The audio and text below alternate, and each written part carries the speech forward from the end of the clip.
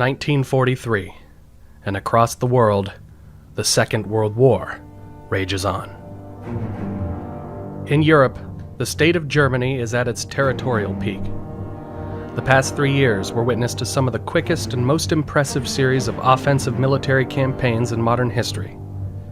Germany, her satellites and allies, Hungary, Romania, and Italy, have swallowed up or subjugated their European neighbors. Austria, Czechoslovakia, Poland, Denmark, Luxembourg, Belgium, the Netherlands, Norway, Yugoslavia, Greece, Albania, and France. Germany's land forces have managed this largely due to the fact that they have fully embraced mechanization. Fast-moving tanks and motorized infantry, air support, recon, speed. It is such a revolutionary shift away from traditional trench warfare that it earns its own name: Blitzkrieg, Lightning War. But by 1943, the situation approaches a stalemate and begins to turn against the Axis powers. In the West, Germany is unable to single-handedly overcome the combined defensive efforts of the Royal Navy and the RAF. And despite tactical successes of her submarines in the North Atlantic, the English Channel and the waters of the Western world remain largely under British control. In the East, Germany's armies have become locked in a protracted land war with the Soviet Union. At one time, advanced units of the Wehrmacht were within mere miles of Moscow. With millions dying in the Battle of Stalingrad, Germany is forced for the first time to fight defensively. With her armies now unable to overcome this situation, Germany now seeks to exploit the one advantage it still has: technology, in the hopes that the development of so-called wonder weapons will one day overcome the logistical nightmare she finds herself in. In German-occupied Norway, heavy water plants are utilized as part of an initiative towards making the world's first atomic fission weapon. Under Operation Eisbar, Germany would deploy against England the world's first ever cruise missile, a flying drone known as the V-1. Powered by a pulse jet, it is able to deliver an 850-kilogram explosive warhead to civilian areas in the United Kingdom. Finally, a separate research program under Walter Dornberger had, throughout the 1930s, been developing a series of vertically launched, inertially guided ballistic missiles known as the aggregate rockets. By 1943, the Aggregate 4 design had proven itself capable enough for military use. Its production model would be called the V-2, and it would become the world's first weaponized launch vehicle. Over 3,000 V-2s would be launched against Allied targets, but several flights would occur outside of military use, primarily sponsored by the program's technical director and vehicle designer, 31-year-old Wernher von Braun. One such launch was vehicle MW-18-014, which was flown vertically throughout the entire ascent phase to maximize the vehicle's peak altitude.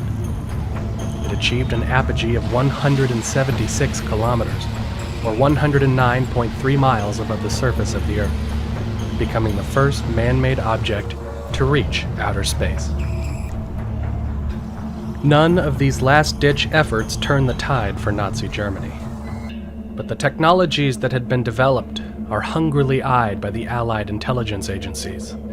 And as the post-war world is carved into capitalist and communist spheres of influence, so too is the intelligentsia of the German military-industrial complex. Many of these projects, including the production of V-1 and V-2 weapons, employ slave labor drawn from the massive infrastructure of concentration camps built by Nazi Germany during the war. Complicit in the system that committed the 20th century's worst atrocities against humanity, the scientists and engineers that had developed these wonder weapons were now at the mercy of the Allies who now stood victorious. Many German scientists and military officials knew they stood a chance for a better life in the West, and as the end of the war in Europe closed in, purposefully sought surrender with British or American units. Von Braun and his team collected blueprints, manifests, and documents from the program before they could be destroyed by the SS, and hid them, to be used as bargaining chips for asylum with the Allies. By September of 1946, Operation Paperclip was in full swing. Over 1,200 German officials involved in wonder weapon projects were granted offers they couldn't refuse: asylum and work in the United States, in exchange for a full pardon of their involvement in World War II. In October, the Soviet Union commences a similar operation, in which 2,200 German specialists are rounded up and deported eastward for work inside the Iron Curtain. Both the United States and the Soviet Union would go to great lengths to protect the identities of their respective German personnel, in some cases even thwarting efforts to bring certain individuals to justice, including operations conducted by Mossad, the intelligence and special operations agency of a brand new country in the world, Israel. Deep inside the continental United States, tests are conducted on captured V-2s. It is a weapon system unlike anything America has ever seen. Reaching a speed of 3,000 miles an hour, the rocket climbs vertically for 60 miles before beginning its descent. It's been known to reach England 5 minutes after launching from the Netherlands over 200 miles away.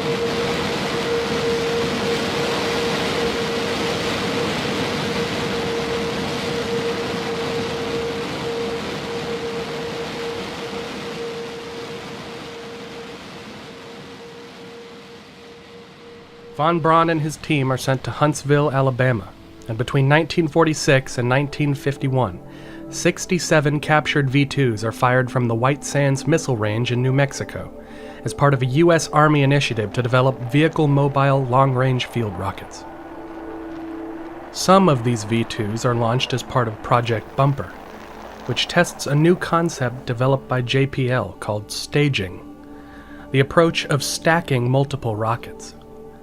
The first stage delivers a certain amount of speed and altitude, at which point it runs out of fuel and is purposefully jettisoned. The upper stage, having been delivered to this point and still fully fueled, can ignite its own engine and proceed onward, now unencumbered by the mass of the first stage's heavy fuel tanks and large engine. Staging is the basic principle upon which modern launch vehicles continue to operate. The final two V-2s launched as part of Project Bumper utilize a brand new long-range testing facility on the Atlantic Ocean. Located in Florida, the Cape Canaveral Joint Long-Range Proving Ground allows the testing of larger, longer-range missile designs. Von Braun and his team developed the V-2 into the PGM-11 Redstone missile, capable of carrying the 4-megaton W-39 nuclear warhead to a distance of 325 kilometers in the span of just 10 minutes. Like the V-2, liquid oxygen and an alcohol-water mixture are used as fuel. But with America's military primarily interested in high-speed aircraft, the development of missile technology stagnates. Von Braun, ever eager to continue pushing the outside of the envelope, publishes several articles in Collier's magazine, and even helps produce public awareness documentaries about the potential of spaceflight in conjunction with the Walt Disney Company. Now here's a model of my design for a 4-stage orbital rocket ship. Compared to the unmanned instrument rocket, it is quite large, but the overall size and weight of the rocket is mainly determined by the 11 tons weight of this top section. This weight dictates the amount of fuel and the numbers of motors needed to produce enough power to equalize the gravitational pull of the Earth. In 1952, the International Council of Scientific Unions, one of the world's oldest international bodies, announces that the 1957 to 1958 period of solar maximum, the peak of the 11-year-long solar cycle, would coincide with an international scientific project known as the Geophysical Year. This was an effort designed to promote healthy peacetime competition in the wake of the Cold War, and simultaneously promote global interest in Earth sciences. Not many in the US and USSR take the Geophysical Year seriously. But when, on March 5, 1953, the premier of the Soviet Union, Joseph Stalin, dies, the ascension of Nikita Khrushchev that September opens the door for a slight thaw. By 1955, the Eisenhower administration announces that the United States would participate in the International Geophysical Year by attempting to launch the world's first Earth-circling satellite. It is like nothing else so much, in my mind, as the radar room in a big battleship or some other complex thing that really is entirely beyond my comprehension, but is still capable of exciting my wonderment. By then, it was well understood that at least on paper, a rocket sufficiently powerful enough could deliver a payload to an altitude above the atmosphere, and then push it to such a high speed so as to strike a perfect mathematical balance. The forward momentum of the object being so great as to equal the pull of Earth's gravity, achieving a state of gravitational limbo as the object's horizontal velocity causes it to constantly fall past the Earth, a state of permanent freefall, arcing over the horizon at 7,800 meters per second. Orbit. Once the object achieves this velocity in space, there is practically no air resistance to slow it down. This means achieving orbit at a sufficiently high altitude would allow large enough missiles to deliver vehicles and payloads into a relatively stable state. Once something enters orbit, it can continue to stay there for a significant amount of time without consuming any further propellant. This fact leads to a brand new concept in human knowledge: the artificial satellite. This is exactly the kind of opportunity von Braun had been hoping for. He gives a passionate pitch to the Eisenhower administration to let him and the Army ballistic missile team utilize a modified prototype Redstone missile called the Jupiter-C to launch the world's first satellite. American chemist Mary Sherman Morgan had, at the direction of von Braun, developed a new type of rocket fuel called Hydyne, a combination of 60% unsymmetrical dimethylhydrazine and 40% diethylnitriamine. This fuel, when burned with liquid oxygen, does not rise to the same temperature as alcohol, and therefore does not need to be cut with water.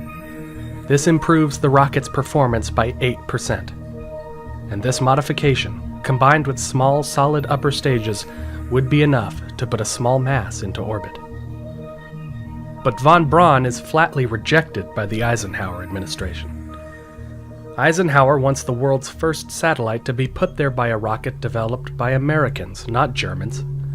Also, the Jupiter-C's unavoidable relation to the Redstone field missile, and by extension, the V-2, could be interpreted as a militarization of space.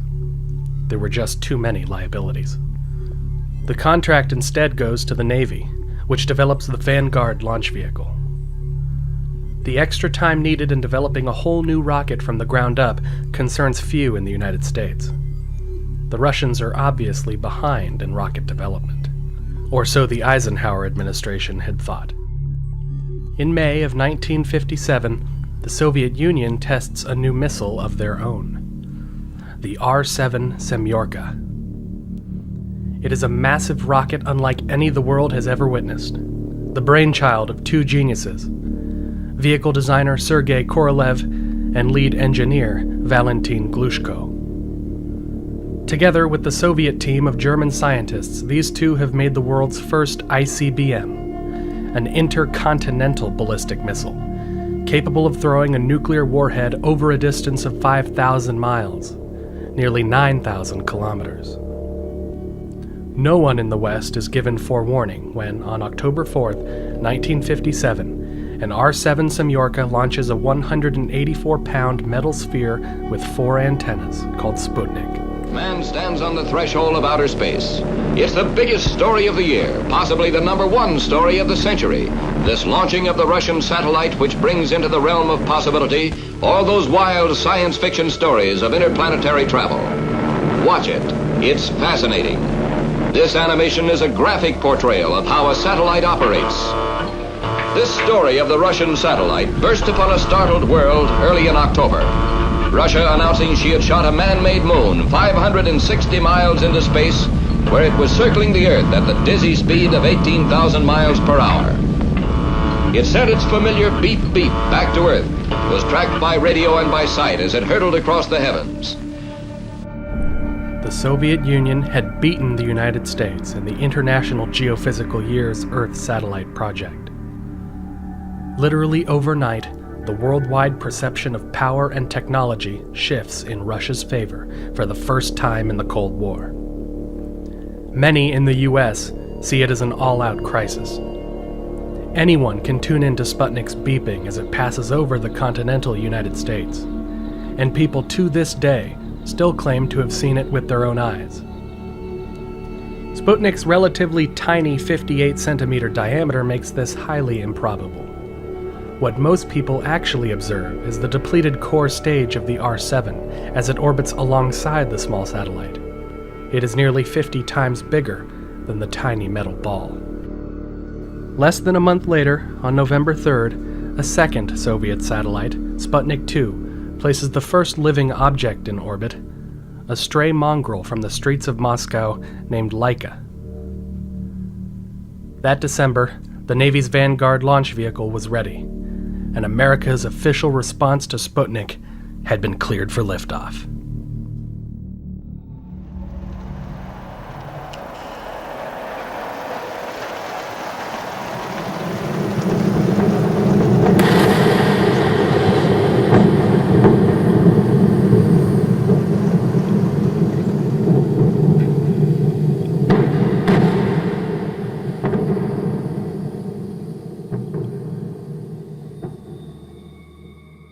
The press called it Kaputnik. It had been a double slap in the face for the Eisenhower administration, and the United States looked undeniably inept in the field of burgeoning rocket technology. Von Braun, who had already made his doubts clear about the Vanguard hardware, promises Eisenhower that with the green light, he can put an American satellite into orbit within 60 days. A desperate Eisenhower finally gives the go-ahead, and by February of 1958, von Braun places a JPL-designed satellite dubbed Explorer-1 atop a Jupiter C ballistic missile. This small satellite is packed with 4 science experiments, including instruments to measure micrometeorite impacts, acoustic detectors, temperature sensors, and an omnidirectional Geiger-Müller tube to measure proton and electron radiation. This suite of scientific instrumentation is put together by Dr. James Van Allen of the University of Iowa. February 1st, 1958. Explorer-1 takes off.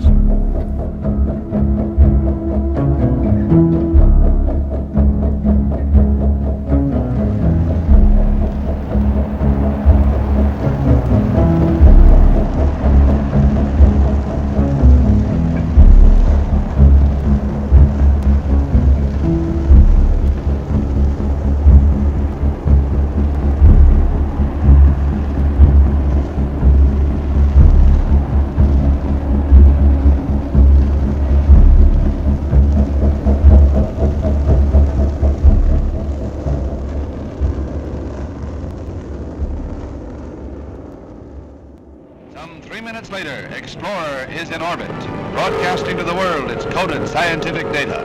This close-up of the United States edition of Sputnik was made at a press conference with leaders of the scientific teams, Dr. Werner von Braun, Dr. James Van Allen, and Dr. William Pickering, a three-way collaboration between private industry, academic science, and the military.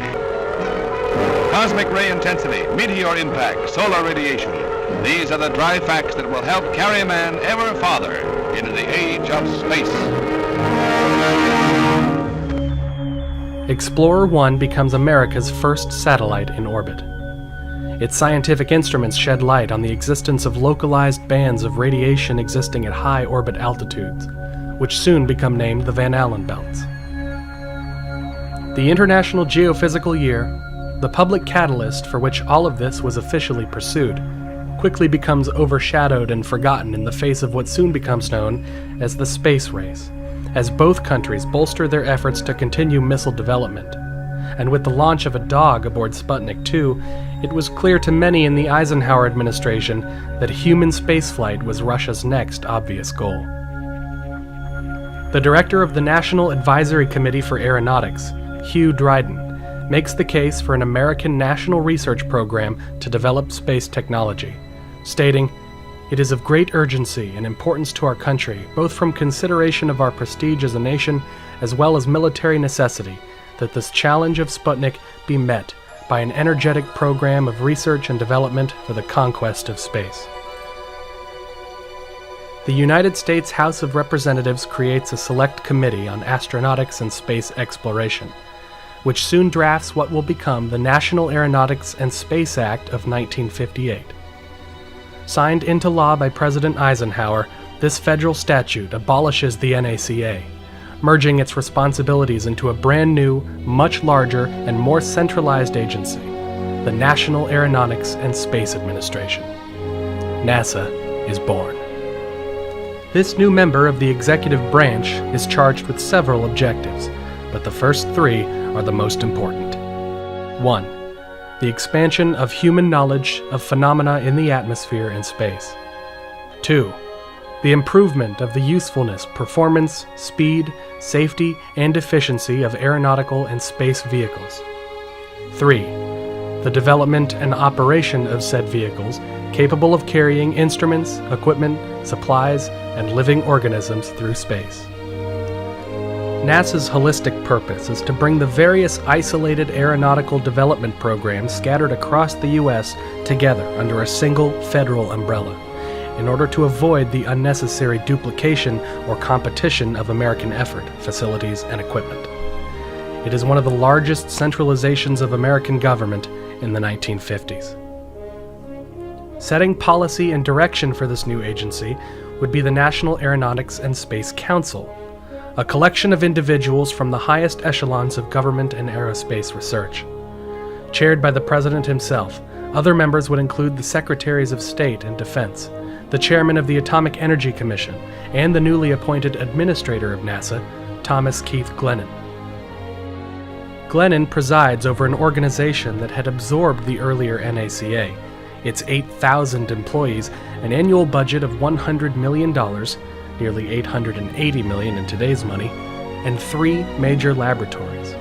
The Langley Aeronautical Lab, now the Langley Research Center, located on the Chesapeake Bay in Hampton, Virginia. The Ames Research Center at Moffett Federal Airfield in what is now Silicon Valley. And finally, the Lewis Flight Research Center, located in Brook Park, Ohio. Over the next 2 years, Glennan would oversee the absorption of further laboratories and research centers.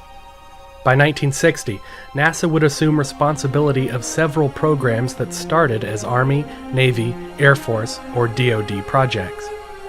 This includes such offices as DARPA and JPL, the Jet Propulsion Laboratory. NASA quickly balloons into a big tent agency, assuming responsibility for and sharing information between the various existing laboratories nationwide, as well as constructing new ones, such as the Goddard Space Flight Center in Greenbelt, Maryland. The most pressing and imminent issue that now faces this new agency is manned spaceflight. NASA's first priority: put a man into space before the Soviet Union. To this end, Glennan organizes a cabal of senior engineers, an aggregate of talent and knowledge pooled from the various laboratories across the country. This collection of 45 are known as the Space Task Group. It is up to them to decide precisely how America will launch the world's first astronaut. The leader of the Space Task Group is Robert Gilruth, who, before NASA, was working on hypersonic missiles at the NACA. Other notable members include Chris Kraft and Glynn Lunney. Although not part of the original 45, More notable members would join in the next 2 years, the most famous being a 27-year-old Gene Kranz. Notably absent from this group, Wernher von Braun. I reported to the Langley Research Center. I was never interviewed for the job. Sat in basically a bullpen for about 2 weeks. And a gentleman comes up, taps me in the shoulder and says, "I'm Chris Kraft, you're working for me now. I want you to go down to the Cape, write a countdown, write some mission rules, and when you're through, give me a call and we'll launch."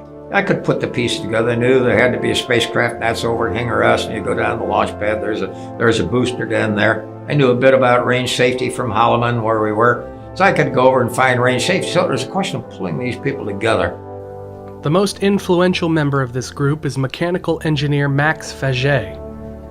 His research leads him to the work of one Harry Julian Allen, who in 1952 was testing various types of shapes for warheads at hypersonic flight. His tests led to the formulation of the blunt body principle. Of the 3 possible methods of returning to Earth from space, those being ballistic, skip, and glide, he came to the conclusion that a blunt, non-lifting, high-drag projectile-like vehicle was both the simplest to design and most reliable to control. This radical departure from the streamlined aircraft approach, such as the X-15, is based on the fact that a blunt body would produce an extremely large disturbance in the atmosphere, known as a bow shock, which could carry away up to 90% of the friction heat generated by the hypersonic speed. While deceleration g-forces would be high, on paper, the ballistic vehicle was a practical, man-carrying machine. All that would be required was to develop a material that could somehow protect the interior of the craft from the remaining 10% of entry heat. Instead of opting for a heat sink, Faget and the designers choose an ablative heat shield. Layers of fiberglass cloth and phenolic resin that would physically burn away at a controlled rate, exchanging mass for heat, and transferring said heat away from the vehicle. The blunt shape would require the least amount of testing, since it was already physically represented by the nuclear warheads which the rockets have already been designed to carry. By January 1959, America's first spacecraft had taken shape, and the contract was awarded to the McDonnell Aircraft Corporation to build these bold new machines that would grant humans access to the great beyond. Also, this centralized campaign of putting a man in space now had an official name, one that would represent the speed, skill, and cunning required to make it happen. It would be named after the Roman god of travelers and luck, Project Mercury. But now came the decision of who. Who among the American people would be chosen to fly as our first ambassadors to space? It would have to be a group of people pulled from an industry that hardened them to danger and high-stress situations. They would need to be able to make quick and clear judgments under physical duress. They would need to be able to perform familiar tasks in an unfamiliar environment, in a vehicle that may be spinning, upside down, and tumbling. Stock car drivers, acrobats, and daredevils are initially considered for the job. But at the insistence of the Eisenhower administration, a more disciplined and educated pool of talent is chosen: military test pilots. This decision would have a huge effect on the coming development of not only the Mercury capsule, but all future American manned spacecraft. It would also mean that NASA would be recruiting from the military, specifically educated pilots familiarized with high-speed jet aircraft, an occupation which, at the time, is dominated entirely by men. 508 volunteers are approved for initial screenings. Through the early months of 1959, this group is whittled down to just 32, who make it to physical trials. The physical evaluation program is carried out for NASA by the Lovelace Clinic in Albuquerque, New Mexico.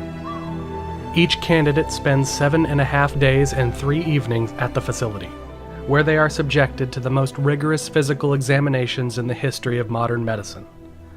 The vision testing alone includes refraction, visual fields, extraocular muscle balance, red lens tests, tonometry, depth perception, slit lamp testing, dark adaptation, dynamic visual acuity, and color perception.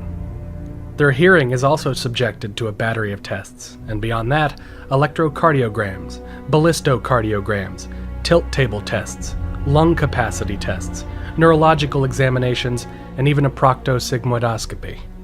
Each candidate gives blood, stool, and semen, and is measured for blood count, hematology smear, hemoglobin, hematocrit, sedimentation rate, fasting blood sugar, cholesterol, blood grouping, sodium, potassium, carbon dioxide, chloride, urea clearance in blood and urine, blood urea nitrogen, protein-bound iodine, protein electrophoresis, blood volume, total body water, ketosteroids, throat cultures, and sperm count.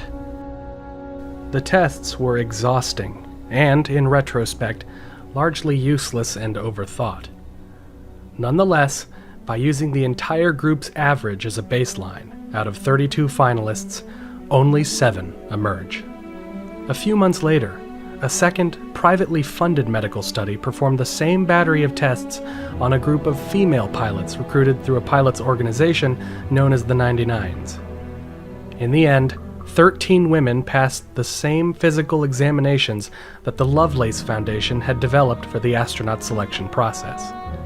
The experiment was a success. Though these women are physically capable of becoming astronauts, NASA already has their pilots.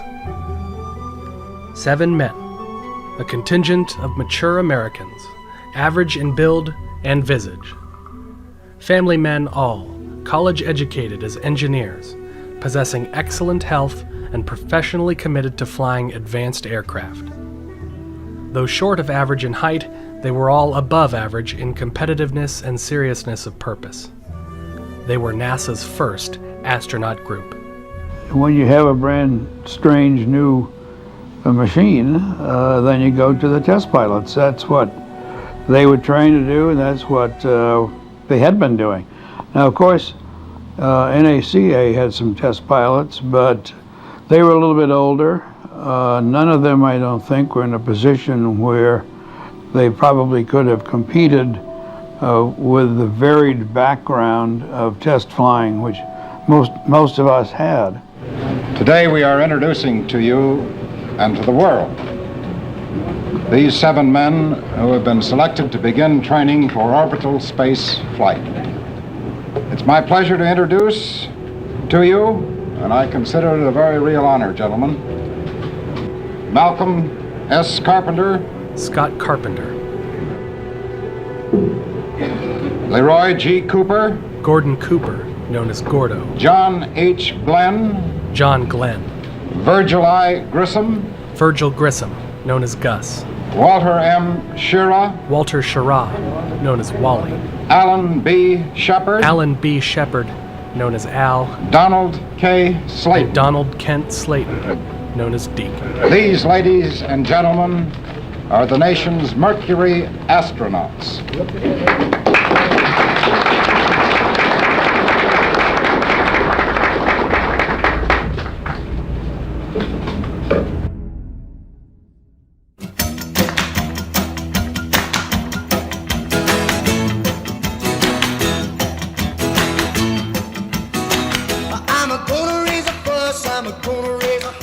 While, at least theoretically, the tests and examinations they underwent declared them prepared for spaceflight, nothing could prepare these 7 men for the torrent of celebrity in which they will find themselves now submerged. Unlike the Soviet Union's effort, the United States announces her plans to the world, and despite doing little more than having been selected to one day fly into space, the Mercury 7 are instantly dubbed heroes by the American media. Confidence is at an all-time high. But yet, all of a sudden realizing that here was competition. There were 7 guys competing for the first job, or whatever that turned out to be. 7 guys going for that one job. So on the one hand, there was a sense of friendliness and maybe in some support, but on the other hand, hey, I hope the rest of you guys are happy because I'm going to make the first flight. Certainly some of the tests we had out there were the most trying. And it's rather difficult to pick one because if you figure how many openings there are on the human body and how far you can go in any one of them. You gave it away. Now you answer which one would be the toughest for you.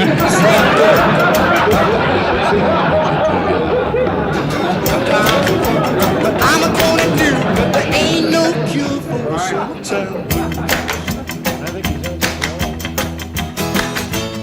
And it was the inspiration was really a challenge to sit down and say, we will put this together and we're going to win this battle for the high ground. And that's what my mission became. Amongst the sun-kissed beaches of Florida, a cultural dichotomy emerges. Being chosen as NASA's official launch site into space, the Cape Canaveral Joint Long-Range Proving Ground sees an influx of talent in the form of American aeronautical technicians, private contractors, German rocket engineers. Titusville, Florida becomes a boomtown, and the bars and hotels which regularly host tanned beachgoers and young adults also begin to see the traffic of pasty, high-strung missile men and exhausted Space Task Group controllers. NASA now just needs to test the hardware to a point where it has demonstrated an acceptable level of safety and reliability. Kraft wanted each one of us, he trusted each one of us to basically accomplish our role during the course of the mission, but he wasn't looking for clones. He wanted to look for people who were not only capable of leadership, but basically addressing the challenge every step forward as he moved into space. I remember it was the Cold War, there was the competition. It was obviously their objectives, their capabilities for orbital flight were greater than ours at that particular point.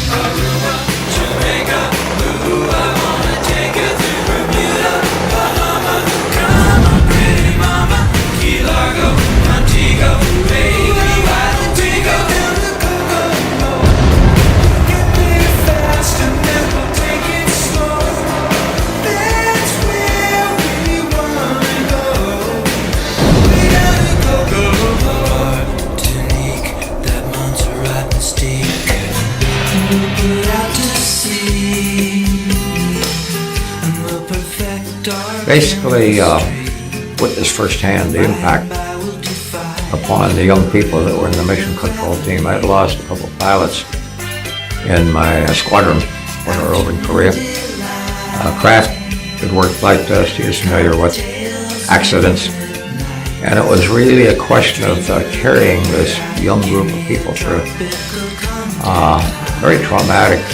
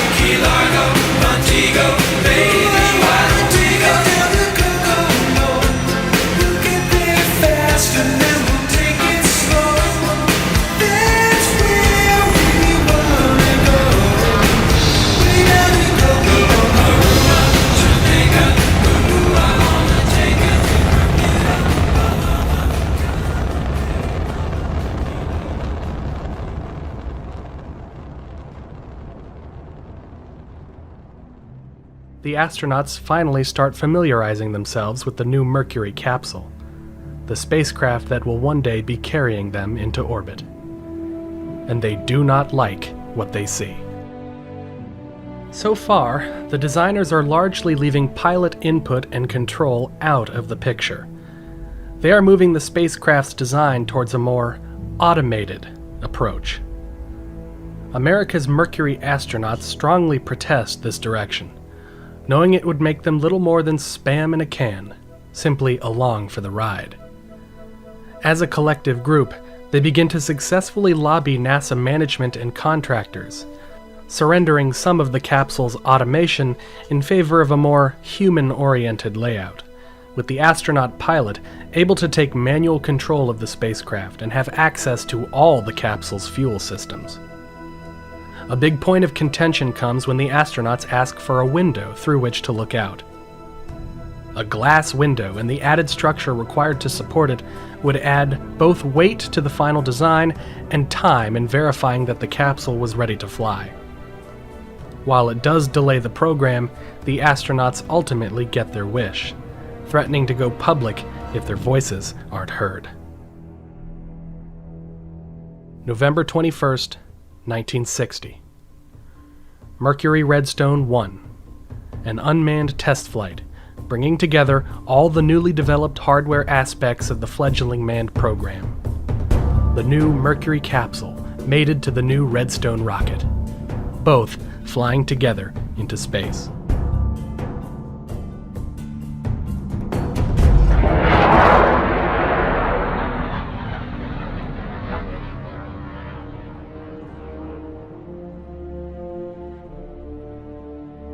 It was called the 4-inch flight. The failure of ground cables to separate in the correct sequence caused an erroneous electrical signal to initiate the escape tower to fire, something which isn't supposed to happen until the rocket has depleted all of its propellant. For the upcoming manned space flights, the Mercury capsule sits underneath a protruding spike known as the Launch Escape Tower. This is, essentially, a powerful solid rocket booster with a high thrust-to-weight ratio, able to overcome that of the launch vehicle during the early phases of powered flight. The Launch Escape Tower is able to physically overcome the thrust of the booster and pull the capsule away from the rocket during the period of time in which it is still traversing Earth's atmosphere and more susceptible to failure. It is an ejection seat for the entire spacecraft, an option of last resort. The tower automatically ejects when the onboard computer senses that the rocket is out of fuel. This flight represents an embarrassing failure of the best laid plans. 1 month later, a second attempt, Mercury Redstone 1A, is flawless. There is considerable pressure to launch the first astronaut into space, but also considerable worry about the standards of the Redstone launch vehicle, which had demonstrated considerable reliability and control issues. NASA, operating cautiously and conservatively, decided that the next flight, Mercury Redstone 2, would be manned, but not by a human. A 3.5-year-old Cameroon chimpanzee named Ham will be flying into space aboard this Mercury capsule. It is a controversial decision, to say the least. Many wonder why send humans into space at all if they are not to be first. Some lampoon the astronauts as having little more importance than the chimps themselves. Ham's capsule sees the implementation of several systems not flown previously, including a pneumatic landing bag to be deployed underneath the heat shield after re-entry, live retro rockets, and voice communication. During the launch, the Redstone rocket drifts off course by a single degree. This high flight angle causes Ham's re-entry to be much steeper. Ham sustains not 11.5 Gs of deceleration, but nearly 15. The Redstone can lob the Mercury capsule well into space, but not even closely into orbit. The suborbital trajectory is much like the arc of a mortar shell or cannonball, up and down, with a peak altitude and around 6 minutes of weightlessness. Ham splashes down 60 miles away from the nearest recovery ship, and by the time rescue helicopters arrive, the spacecraft is already on its side, taking on water and submerging. The beryllium heat shield had bounced hard against the capsule and punctured 2 holes in the titanium pressure bulkhead. When the helicopter crew finally latched onto the capsule, it was estimated that it had taken on nearly 800 pounds of water. Ham is tired, scared, and dehydrated, but overall in good shape. He readily eats an apple and half an orange after the flight. All eyes are now on NASA, as it is clear that the next flight to leave Cape Canaveral will carry a human. But there is still significant worry and apprehension. No one on the ground wants to give the final go. January 20th, 1961. Democrat John Fitzgerald Kennedy is inaugurated the 35th President of the United States of America. He vows to aggressively continue and expand America's exploration of the new frontier of space. Unlike Eisenhower, the Kennedy administration does not think twice about Wernher von Braun's background and connection with the Third Reich. With Kennedy in office, von Braun can now expect increased political support from above. The world is very different now, for man holds in his mortal hands, unleashed by science, the power to abolish all forms of human life. The torch has been passed to a new generation of Americans born in this century, tempered by war, disciplined by a hard and bitter peace, proud of our ancient heritage. Together let us explore the stars, conquer the deserts, eradicate disease, tap the ocean depths, and encourage the arts and commerce. The energy, the faith, the devotion which we bring to this endeavor will light our country and all who serve it. And the glow from that fire can truly light the world. And so, my fellow Americans, ask not what your country can do for you, ask what you can do for your country.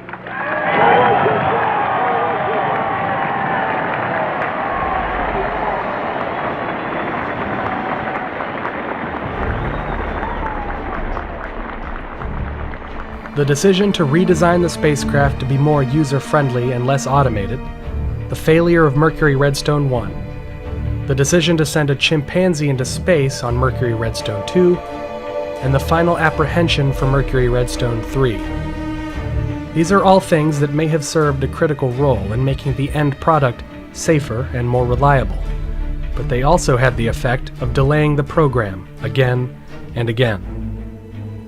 If any one of these events had turned out differently, it may very well have been possible that the United States would send the first human into space. But as fate would have it, April 12, 1961 would not be a victory for the United States, but yet another stunning and embarrassing defeat. Fighter pilot and cosmonaut Yuri Gagarin is blasted into space aboard a modified R-7 in a spacecraft known as Vostok. Man had his first great success in space when the Russians pushed a man across the threshold. He was Yuri Gagarin, the astronaut the Russians lionized as the first to orbit the Earth. It was the propaganda coup of the year.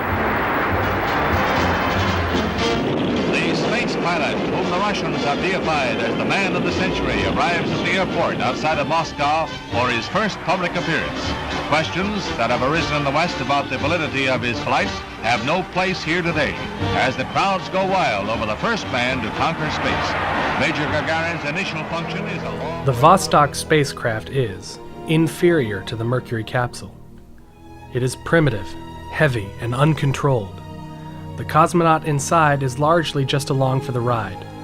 The spherical capsule means the spacecraft tumbles during the fiery descent to Earth. It couldn't even land safely. The occupant inside has to eject after re-entry and parachute to the ground. But it was good enough. Good enough to work. Good enough to be first. Not only is Yuri Gagarin first into space, The R-7 rocket is sufficiently powerful enough to blast the Vostok capsule into orbit as well, something the Redstone cannot do for the Mercury capsule. The Soviet Union benefits from the prodigal talent of a few key individuals working within its space program, none more so than Sergei Korolev. His knowledge and practical ability allows the Soviet Union to develop launch vehicle engines that are leaps and bounds ahead of those of the United States. It is once again made clear that the Soviet Union would be able to maintain its lead over the US for the foreseeable future. It had been an embarrassment to say the least, as the United States, by now, had been gearing up for manned spaceflight quite publicly for a long time. Just a week prior to the first manned American launch, NASA conducts another unmanned test of the new Atlas booster, which may one day in the future propel Mercury capsules into orbit.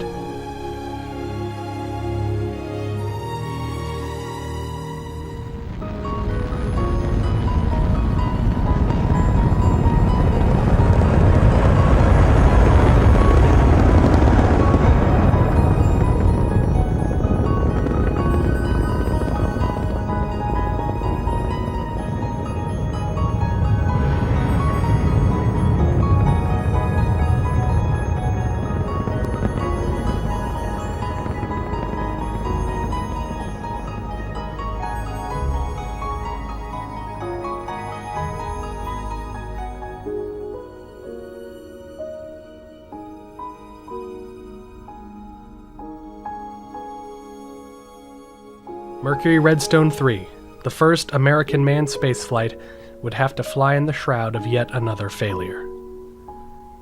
Nobody knows who NASA has chosen at this point to be the first American to fly into space. The launch is scheduled for May 2nd, 1961. At midnight, the weather around the Cape worsened. Lightning and rain plagues the Cape all morning, and by 7:25, when the clouds give no sign of clearing, the launch is canceled. The astronaut for the first manned American space mission frustratedly walks out of the hangar and starts shimmying out of his spacesuit. A lurking reporter spots him and breaks the story. It's Al Shepard. The secret is now out. Hard-charging Alan B. Shepard Jr. was #1 in line for the first U.S. flight into space. His mission, Mercury Redstone 3, is delayed 3 days. Everyone holds their breath and waits for the weather to improve. The leak of Al Shepard as the prime pilot for MR3 has the effect of drawing even more press coverage and national attention to an event which already captivates the nation. On May 5th, 1961, the weather report comes in. The skies will be clear. The mission is a go. The Redstone rocket sitting on the pad will blast Shepard's 2-ton capsule, nicknamed Freedom 7, on a 15-minute foray into space. A manned recreation of the flight undertaken by Ham the chimpanzee just a month prior. Like Ham, Al Shepard will experience upwards of a crushing 11 Gs on the steep downward re-entry into Earth's atmosphere. His short flight will be full of activity. The moment the capsule separates from the Redstone booster, Shepard will attempt to take manual control. He will test the spacecraft's ability to maneuver to various arbitrary attitudes with the hydrogen peroxide reaction control system jets, and then position it for retrofire. Strapped to the bottom of the heat shield is a small package containing 3 ripple-firing solid rockets. The package as a whole produces 526 kilograms of thrust for a sustained 10 seconds. It means little on this flight, but for the upcoming orbital flights, this retro pack is essential in slowing the spacecraft down just enough to dip it into the atmosphere and initiate re-entry. The Mercury capsule itself has no primary engines. It relies entirely on this retro pack, which is jettisoned prior to re-entry, to facilitate retrofire. The retro pack imparts a delta V of just 560 kilometers per hour, next to nothing in the extreme speeds of spaceflight. Allen's capsule, Freedom 7, is the last of the Mercury capsules without a forward-facing pilot's window. He will only be able to look outside through a small porthole on his side and through an onboard periscope. But on this short, 15-minute flight, there won't be much looking at all. Shepard enters the spacecraft at 5:15 a.m. He has consumed 3 cups of coffee, a glass of orange juice, and a meal of steak and eggs with toast.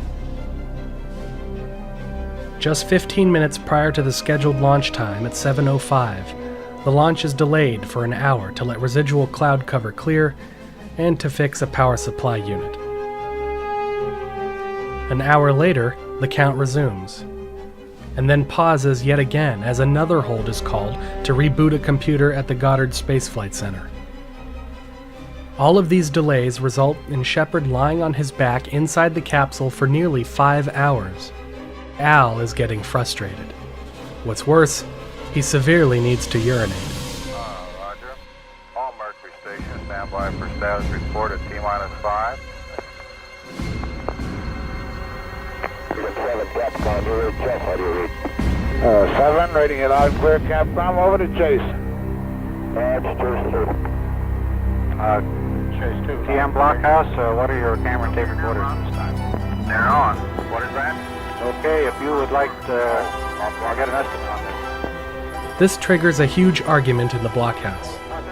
It could short out medical electrodes on his body. Shepard, never one to lose command of the situation, simply orders the engineers to turn the power off. They comply, and Shepard empties his bladder into the suit. 62 newsmen from 12 foreign countries are present. Some face about, some sit ramrod straight, staring at the launching pad where the Redstone sits. A squawk box just announced, T-minus 6 minutes and counting. This is Charles Von Fremd at the press site. Everything goes according to plan. The spacecraft carrying astronaut Alan Shepard will land in the water somewhere near our position, almost 300 miles out in the Atlantic, east-southeast of Cape Canaveral.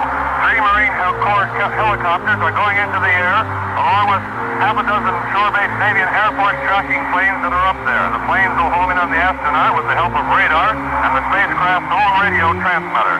As hoped, the primary recovery helicopter will swoop in to pick up the capsule. In that primary helicopter, number 44, are only 2 persons, Marine pilot First Lieutenant Wayne Coons of Lyons, Kansas, and co-pilot George Cox of Eustis, Florida. Cox aided in the recovery of the MR2 capsule in January, got Ham the ship safely aboard a Navy ship. Last 4 minutes on counting. T-minus 4. Landed on the carrier flight deck, and 2 doctors especially trained by the Space Administration will begin debriefing him. We'll describe that recovery for you as it happens. This is Robert Lodge aboard the carrier Lake Champlain. Just past 9:30 in the morning, the countdown gets below 5 minutes. After all this effort, all this time, America was finally ready to go. Most people involved are rightfully scared, naturally distrustful of the hardware they had toiled so long to develop. None are more excited or ready to fly than Alan Shepard.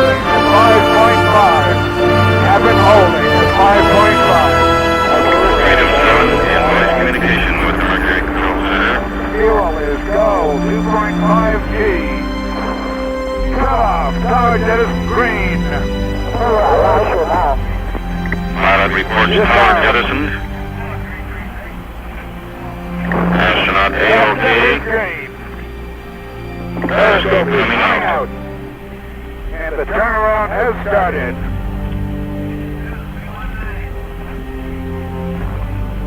Turn on started, assuming orbital attitude. SCS is okay. Control movements. He's going to hand control movements now. Trajectory looks A-OK. Exit okay. On the periscope. What a beautiful view. What a beautiful view. Clouds cover over Florida. 3 to 4 tenths near the eastern coast. Obscures up through Hatteras.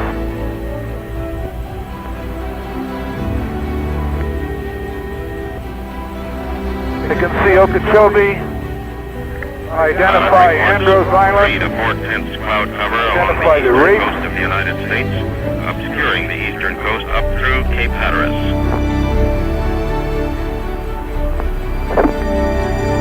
Retro, 5, 4, 3, 2, 1.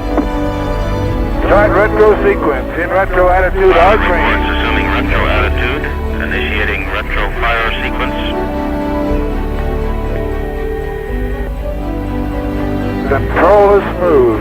Pilot reports mission very smooth. Retro 1, Rocket number 1 has fired. very smooth. Retro 2, Number 2 has fired. Retro 3, Retro number 3 has fired. all 3 retros are fired. Okay, 3 retros are fired. Retro jettison is back to arm. Preparing to jettison Negative. the pod. The retro rocket packet has jettisoned. The retro rocket I packet do not has have been the light. loaded. I see the straps falling away. I heard a noise. I will use override. Override used. The light is green. Spacecraft is beginning to re-enter the Earth's atmosphere. We have a registration in the control center indicating 500ths of a G, indicating the beginning of penetration. Okay, it's frame 7. G build up. We are still in voice communication with the pilot. 9G coming down. Okay. Okay. Okay. Going to PG now. He is still talking, saying, okay. Okay.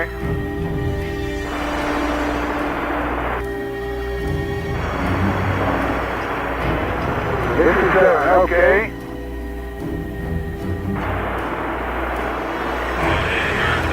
$45,000 feet now. Time is excellent. 40,000 feet. Main tube is green. Main tube is coming unrated. It looks good. Main tube is good. The rate of descent is reading about 35 feet per second. Communication with Mercury astronaut Alan Shepard is getting a little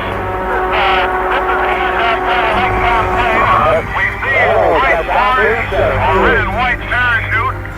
Now coming down over Alan B. Shepard reports he is at 7 5 miles directly in front of the carrier as we steam toward him. We have Coming 3 in for landing. helicopters in the air, headed towards the point where he is expected to hit the water. The entire flight lasts 15 minutes and 22 seconds.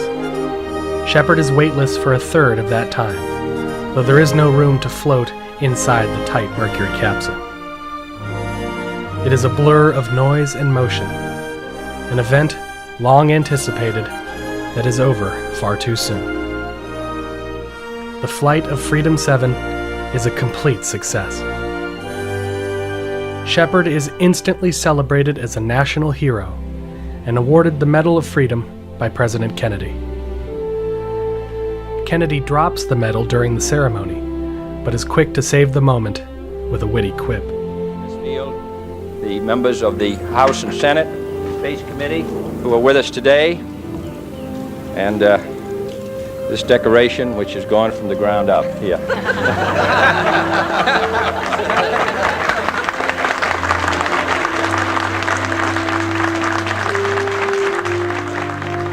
On May 25th, just a couple weeks after Shepard's flight, Kennedy addresses a joint special session of Congress. Kennedy wants to decisively beat the Russians in the field of manned spaceflight, but he knows that identifying a short-term goal, such as a space station, would likely cause America to lose, seeing as the Russians were already ahead. What he needs now is to lay out an objective so bold, so ambitious, it would take either country a decade or more to achieve. A period of time in which Kennedy is confident the United States can catch up to and surpass the Soviet Union. We are to win the battle that is now going on around the world between freedom and tyranny. The dramatic achievements in space which occurred in recent weeks should have made clear to us all, as did the Sputnik in 1957, the impact of this adventure on the minds of men everywhere who are attempting to make a determination of which road they should take. Now it is time to take longer strides, time for a great new American enterprise, time for this nation to take a clearly leading role in space achievement, which in many ways may hold the key to our future on Earth.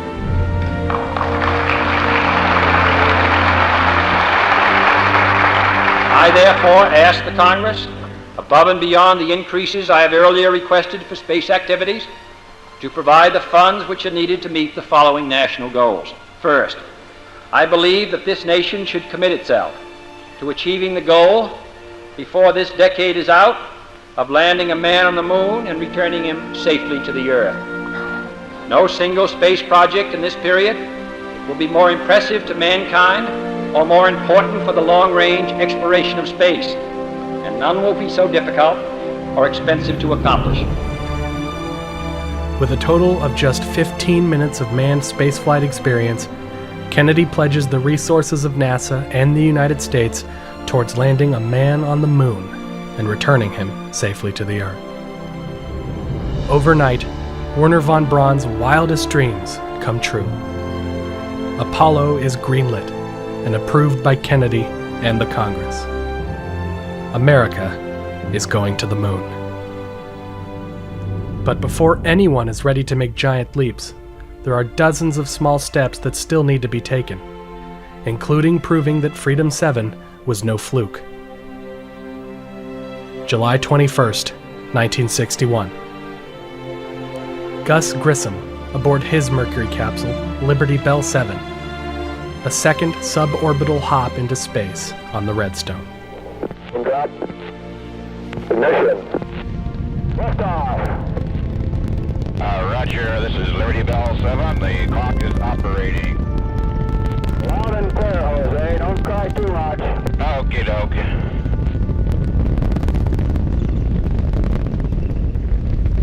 Okay, it's a nice ride up to now. Loud and clear. Roger.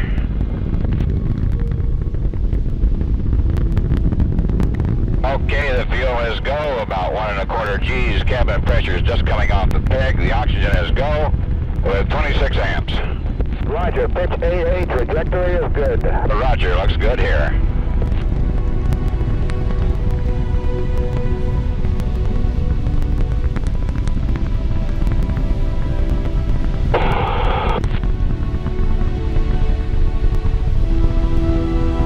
Everything is good. Cabin pressure's holding, suit pressure's okay.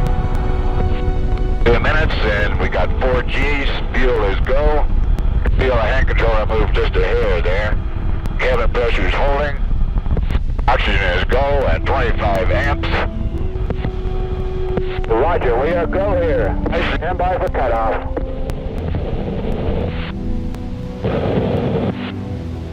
There with the tower? Yeah, ready on the tower. Roger. Grissom's capsule is the first with a forward-facing window. He is blasted to a height of 102 nautical miles and lands downrange in the Atlantic 15 minutes and 30 seconds after launch. The capsule splashes down in the ocean. Grissom removes his oxygen hose and opens his visor. Liberty Bell 7 is rolling badly in the swells. Grissom instructs the helicopter pilots to wait 5 minutes before coming to pick him up, as he begins recording his cockpit panel data with a grease pencil. He removes the pin from the hatch cover detonator and leans back, minding his own business as he rests and waits for the helicopters to retrieve the capsule.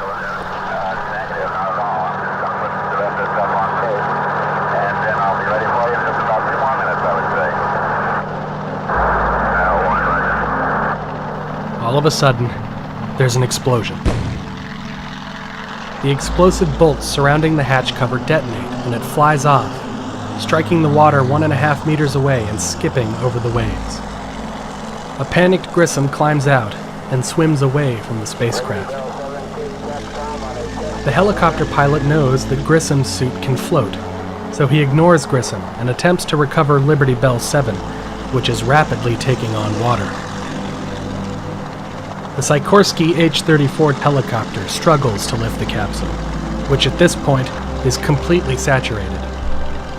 The pilot raises the collective to maximum and fights against gravity.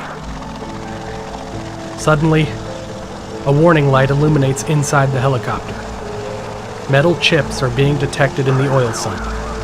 The engine is being pushed to the breaking point. Simultaneously, in the water, Gus Grissom realizes he isn't riding as high as he was 5 minutes ago. He realized then that he forgot to secure his suit inlet valve. His spacesuit is taking on water, and fast. The entire event is being televised to Mercury Control. Flight controllers stare helplessly as they watch Gus start to flounder in the waves as the helicopter struggles with the capsule. Things are coming to a head. Gus is now barely above water. The pilot of the first helicopter, James Lewis, abandons the attempt to recover the spacecraft. Liberty Bell 7 sinks in 5.1 kilometers or 3.2 miles of water. Lewis flies away, realizing the implication of engine failure. Finally, a second helicopter moves in for Gus, piloted by George Cox. Gus had been saved, but Liberty Bell 7 was lost. Substantial controversy ensued, as Grissom reported that the hatch had blown without his authorization. An independent technical review raises doubts over this theory, but the most widely accepted explanation is that the hatch's external release lanyard, which was held in place by only one screw, came loose at splashdown. This is supported by further testing, which showed that the kickback from the manual trigger left a visible bruise, something which Grissom did not have. Either way, Liberty Bell 7 was a close call, but succeeded in its primary goal to prove the Mercury capsule was robust and could work reliably. The capsule would actually be recovered on July 20th, 1999, after 38 years on the seafloor. A little banged up, but amazingly no worse for wear. It currently rests at the Cosmosphere, a space museum in Hutchinson, Kansas. Committed to doing the job well, to doing it safely. They value the lives of the astronauts, and you have to put yourself in a position of being responsible for lives every day, and that's not easily done. You can't walk away from that. With 2 suborbital missions under their belt, it's time for NASA to raise the stakes. By this point, the Soviet Union had orbited 2 men. In order for the Mercury capsule to reach orbit, it would have to go more than 3 times faster. To accomplish this, NASA needs a lot more rocket. The answer? Upgrade the Mercury capsule's launch vehicle from the Redstone Army field missile to the Convair SM-65 Atlas ICBM. America's answer to the R-7 Semyorka.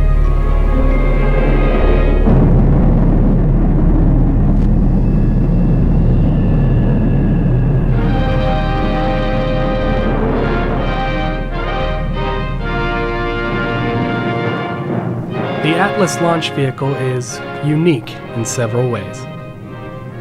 The nature of its construction compensates for the weaknesses that are unique to American rockets in the early 1960s. The primary weakness when contrasted with Soviet missiles are rocket engines. American liquid rocket motor ignition reliability is less than 50%. As such, the Atlas is designed in such a way that all of its engines are ignited on the ground. No engines have to be lit in flight. It accomplishes this with an unprecedented stage-and-a-half concept. At launch, the Atlas sports an impressive 3 live engines, providing a maximum thrust-to-weight ratio when the vehicle is at its heaviest.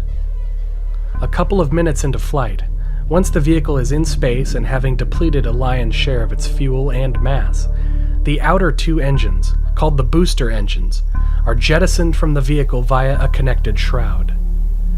This event is known as BECO, or Booster Engine Cutoff. The center engine, called the Sustainer, continues burning until the entire rocket and its payload is in low Earth orbit. Also unique to the Atlas is its structure. There is no interior skeleton or physical support beams. The rocket utilizes a style of propellant storage called a balloon tank.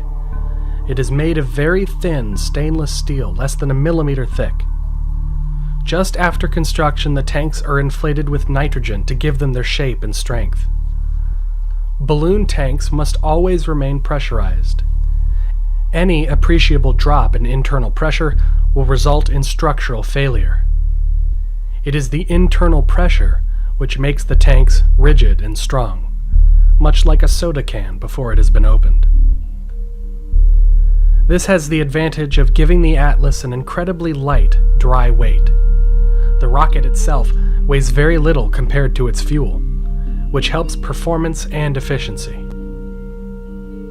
Innovative and sometimes dangerous solutions such as these were the necessary workarounds required to maintain the competitive edge in the spaceflight arena. November 29th, 1961. NASA decides, yet again, to send a chimpanzee first. Enos the chimp is first to ride a Mercury capsule into orbit. Enos makes 2 orbits and is recovered in the Atlantic. The issues encountered are minor: temperature control problems and stuck thrusters, things which could be addressed with the presence of a human astronaut. The Atlas rocket has a long history of flight test failures. Nonetheless, it is the only means by which the Mercury capsule can enter Earth orbit. The next manned flight, Mercury Atlas 6, is given to who is perceived as the strongest and most resilient of the 7 astronauts, former Marine John Glenn. Glenn's mission, Friendship 7, will be a gargantuan leap compared to the suborbital hops of Shepard and Grissom. Glenn will be traveling over the Earth's surface at 17,500 miles an hour, nearly 8 kilometers a second. Nobody on the ground knows how the human body will respond to prolonged periods of zero-G. A global myriad of tracking stations called the Manned Spaceflight Network will be supporting Glenn's flight. As his spacecraft drifts between cells of coverage located in Goldstone, California, Bermuda, the Canary Islands, Nigeria, several ships in the Indian Ocean, Woomera, Australia, ships in the Pacific Ocean, and Hawaii. Low Earth orbit missions are only visible to a small fraction of the Earth's surface at one time, and due to their extreme speed, a large number of tracking stations spread all over the world is necessary just to provide communication for a fraction of the spacecraft's total orbit. After 10 postponements and 82 days of delays, Friendship 7 enters the terminal phase of its countdown in February of 1962. Further delays occur when a faulty component in the rocket's guidance system is discovered, and when the pad crew breaks a bolt in the spacecraft hatch and has to scurry off to get a new one. Every second of Glenn's flight has been calculated and recalculated on the ground with the day's most advanced digital computers. In 1962, computers and electronics in general are widely distrusted and unreliable. As such, human engineers and mathematicians crunch the numbers themselves, ensuring that the computers are spitting out the right results. The launch window, the rotation of the Earth under the orbit, the movement of the spacecraft as a function of speed and altitude, the landing site, where to send the recovery forces, the effect of atmospheric drag as a function of spacecraft weight. Every possible factor and alternative are predicted and planned ahead of time. In the days leading up to the launch, when a possible discrepancy is found in the orbital calculations, Glenn tells NASA engineers to, quote, get the girl to check the numbers. Glenn is referring to human computer Katherine Johnson, whose expertise and talent in this area is known to many in Project Mercury. February 20th, 1962. With millions watching on live TV, John Glenn prepares to ride the Atlas into orbit for the first time.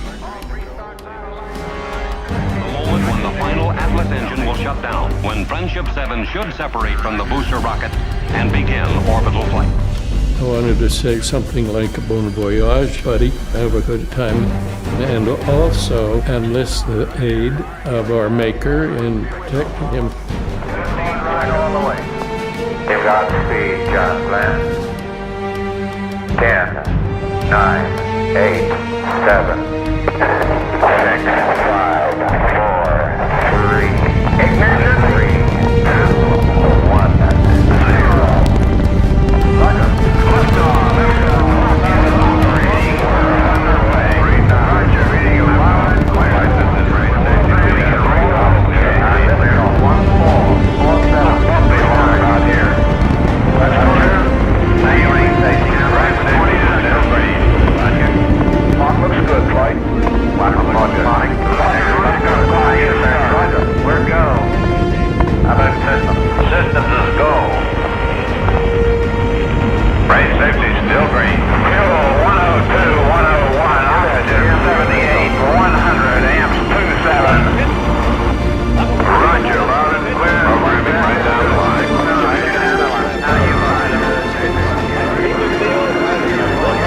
And speed 17,500 miles an hour for a planned space flight that will take Colonel John Glenn around the world in 90 minutes. Trajectory A-OK, reports Mercury Control. History perhaps being written at this moment here at Cape Canaveral as Project Mercury reaches a climax with its launching operation. And now, 1 minute out, about 10 miles high, speed beginning to pick up into the thousands of miles an hour range in nicely has passed through the area of maximum dynamic pressures. John Glenn is reporting all systems go. Is giving route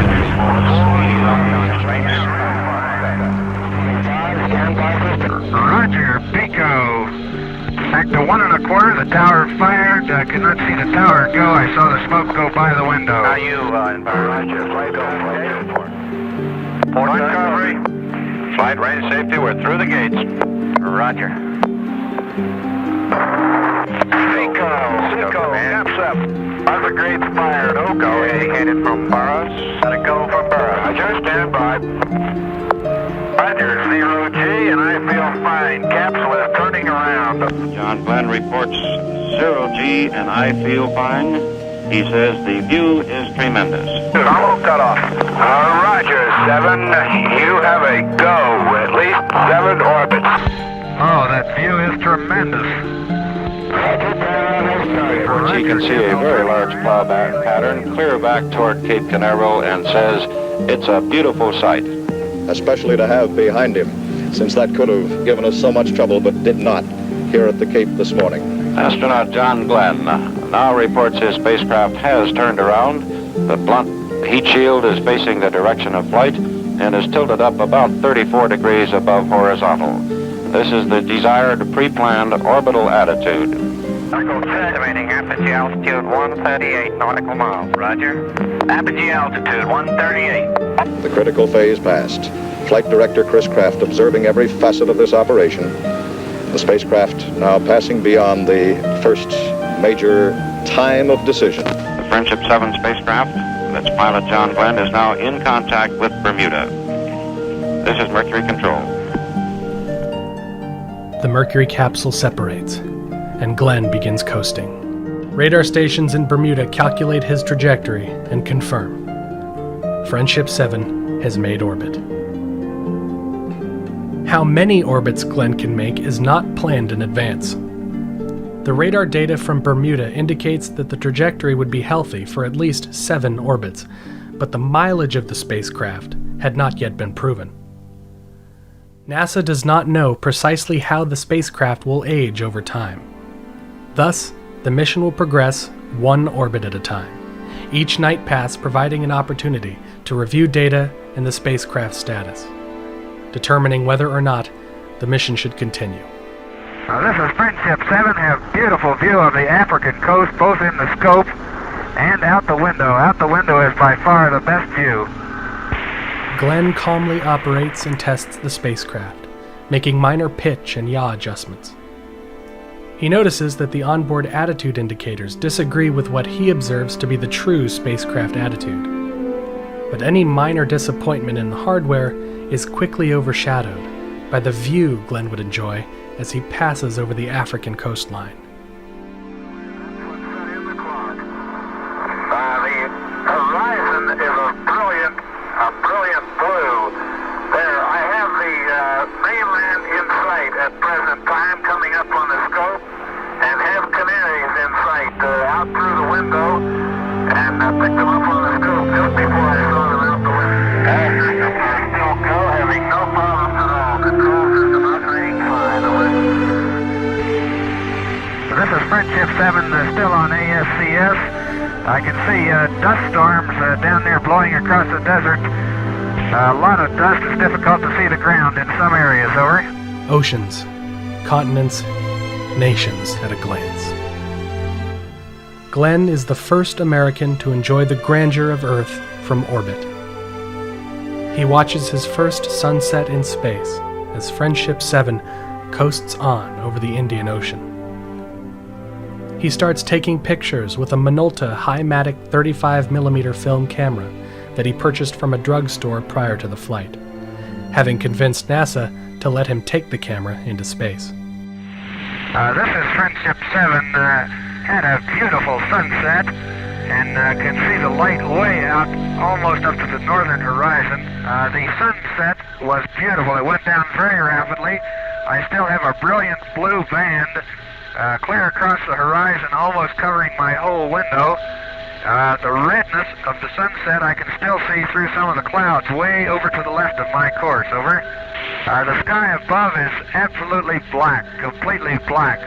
I can see stars, though, up above. I do not have any of the constellations identified as yet. Over. As day breaks over Canton Island in the Pacific, Glenn saw that the spacecraft is surrounded by thousands of brilliant lights.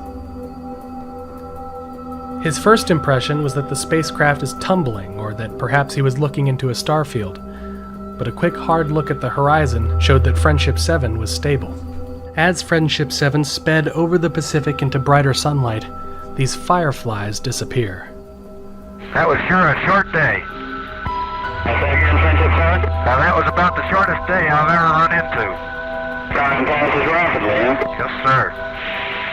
This is Friendship 7. I'll try to describe what I'm in here. I am in a big mass of some very small particles that are brilliantly lit up like they're luminescent. I never saw anything like it. They're coming by the capsule, and they look like little stars, a whole shower of them coming by. They swirl around the capsule and go in front of the window, and they're all brilliantly lighted. They probably average maybe 7 or 8 feet apart, but I can see them all down below me also.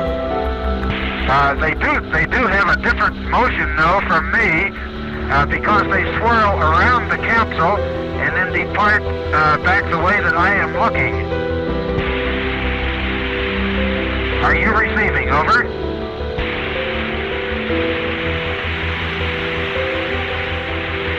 There are literally thousands of them. This is Friendship 7. Am I in contact with anyone? Over. This has been going on since about 1 plus 1:05. Over.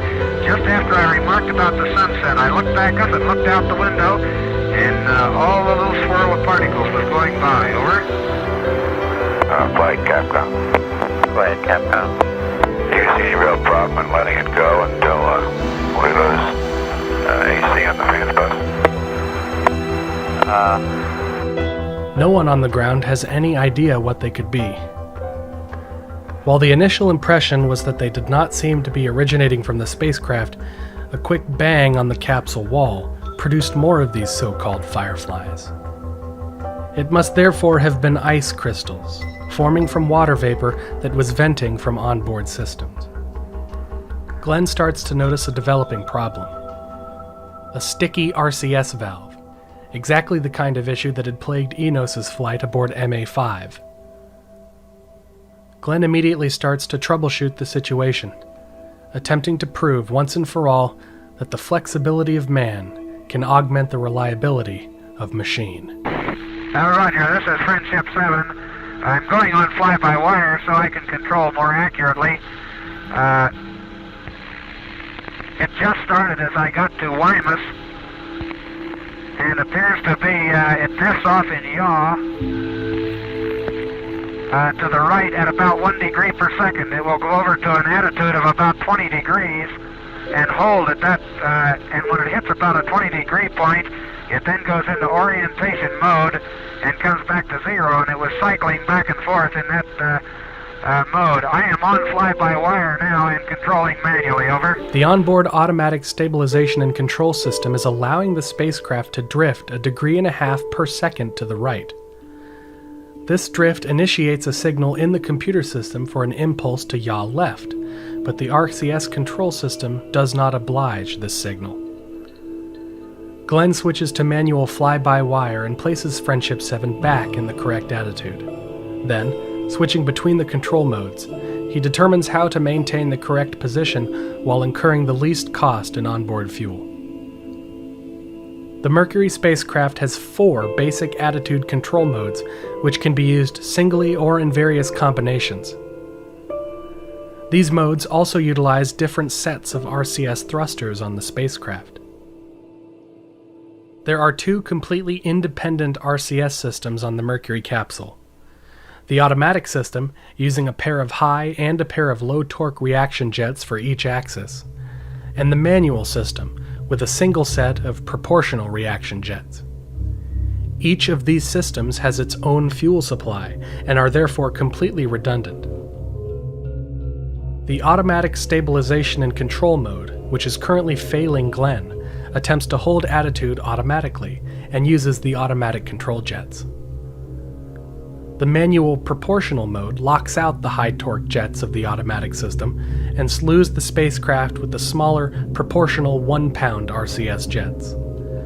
This mode uses mechanical linkages to solenoid valves, and while it uses an extravagant amount of fuel and is not precise, it is the emergency method of control in the event of a power failure.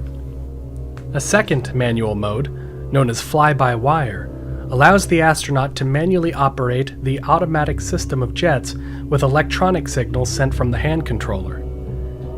It is the most versatile and popular of the manual control systems, and it is the solution which Glenn chooses for this specific problem. Finally, a third manual mode, called Rate Command, is essentially a fly-by-wire system superimposed onto the manual RCS jets. The astronaut may be able to precisely move the capsule while only using manual system fuel in this mode. It is generally saved until re-entry. Glenn flies the spacecraft in the manual fly-by-wire system for the remainder of the flight.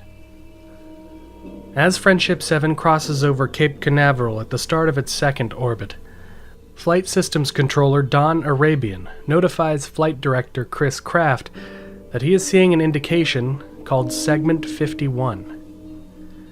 Segment 51 is the landing bag signal. The warning light is indicating that the landing bag, which is located underneath the heat shield, has deployed. The rubberized landing bag is designed to soften the blow upon impact with the water. If the signal is correct, the implication is that the heat shield may be loose. If so, John Glenn will have no protection against the 3,000-degree entry temperatures. Mercury Control scrambles to address the problem. Say that over again now. I'm not sure I'm with you, Capcom. Well, we had a valid segment 51 as we went over here. Which is what? Indicating the landing bag is down. It's probably a failure of malfunction of the micro switch. We had it valid here, and we also had it valid over at the hangar on TM. The mood inside changes dramatically. Meanwhile, Glenn floats above and continues making observations on everything from his spacesuit temperature to the view outside. Head movements cause no nausea or no bad feelings at all. I am surprised that I can look as close to the sun as I can. The sun is shining directly on my face at present time, and all I have to do is just shade my eyes with my eyebrows. Mercury Control instructs astronaut Gordon Cooper to query John on the position of the landing bag switch. But they also instruct Gordo not to tell John why. Inside Mercury Control, top brass starts filing in to address the problem. That whose people's lives depend upon you making good decisions and the correct ones. Max Faget, the designer, suggests that the straps of the retro rocket package may be the only thing holding the heat shield in place, and if so, it should be left on during re-entry rather than jettisoned prior, as is the normal procedure. I can show you on a diagram. It's a little hard to explain, but basically it's more indicative that the heat shield limit switch is malfunction and the landing bag deploy relay is having momentarily mechanically malfunction. Why don't you come out and talk? Wait, stand by one. Command carrier is on. Here you are, John. Roger. There's an indication right there. I think we're sure that it's the limit. But one thing that you'd think the straps would hold the thing on, though, Ed. The retro straps. That's Roger. They would hold it on. There's no question about it. Right. But if the... Go ahead, K-Plate. We want the astronaut to put the switch in the auto position. In the auto position, if he gets a red light indicating that the bag has been deployed, then we want him to re-enter with the pack on. No one knows what the aerodynamic effects are of keeping the package attached.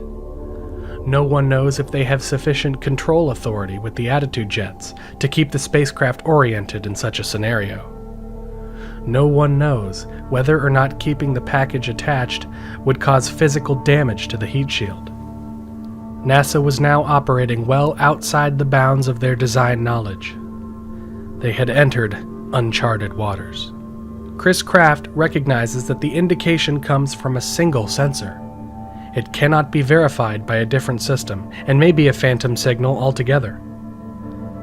With only a single data point, the discussion on the ground is at an impasse. Glenn orbits on, blissfully unaware of the panicked situation on the ground. However, he becomes suspicious when site after site consecutively asks him to ensure that his landing bag deploy switch is off. Roger. Did someone report landing bag could be down? Over. Negative. We had a request to monitor this and to ask you if you heard any flapping when you had high capsule rates. Negative. This was over. Well, I think they probably thought these particles I saw might have come from that. But there are thousands of these things, and they go out for, it looks like miles in each direction from me, and they move by here very slowly. The operations team conclude that retaining the retro pack is the only possible way, and with the blessing of the designer, Faget choose this as the course forward. Tracking Station Hawaii tells Glenn to place the landing bag deploy switch in the automatic position, and then report whether or not a light comes on.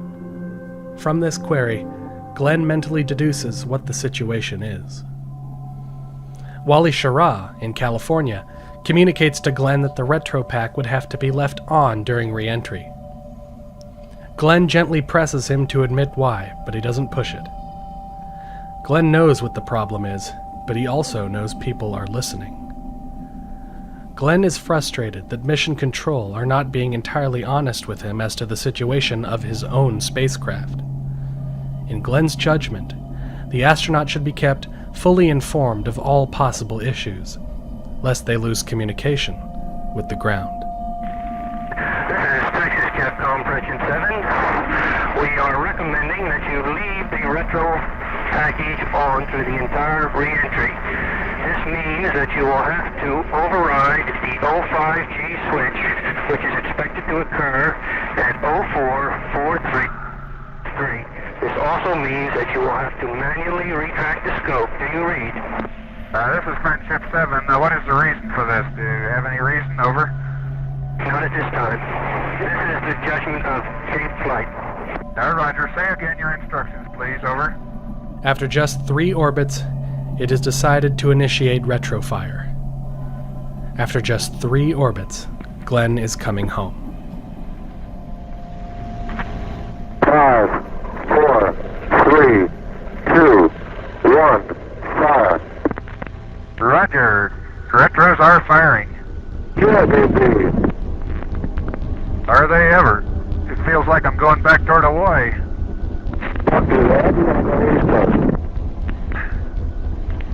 Roger, fire retro light is green. Roger. Roger, retros have stopped. 4.5 hours into flight, Friendship 7 fires its retro package and breaks out of Earth orbit. There was no turning back now. Glenn was headed for a rendezvous with the atmosphere. He would either slow down or burn up.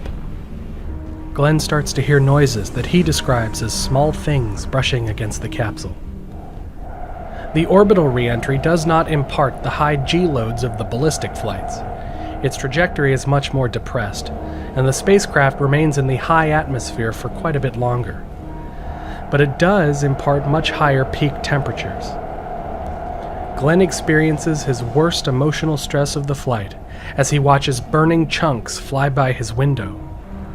Likely pieces of the retro pack. Or were they pieces of his heat shield?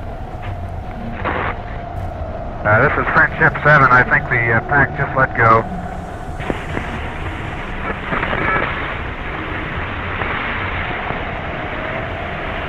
This is Friendship 7, a real fireball outside. Friendship 7, this is Gabe, over. All 3 of them. Right. Roger. Friendship 7, this is Gabe, over.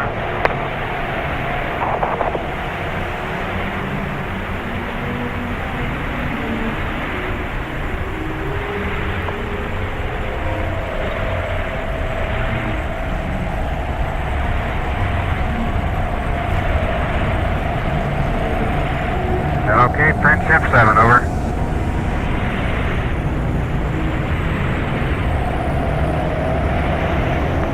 Okay, Friendship 7, over.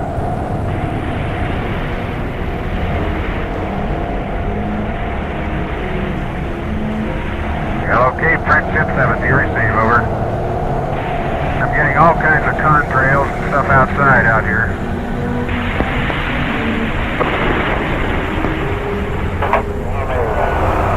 Reading you loud and clear. How you doing? My condition is good, but that was a real fireball, boy. I had great chunks of that retro pack breaking off all the way through. Very good. It did break off. Is that correct? Roger. Altimeter off the peg indicating 80,000. Roger. Reading you loud and clear. Roger.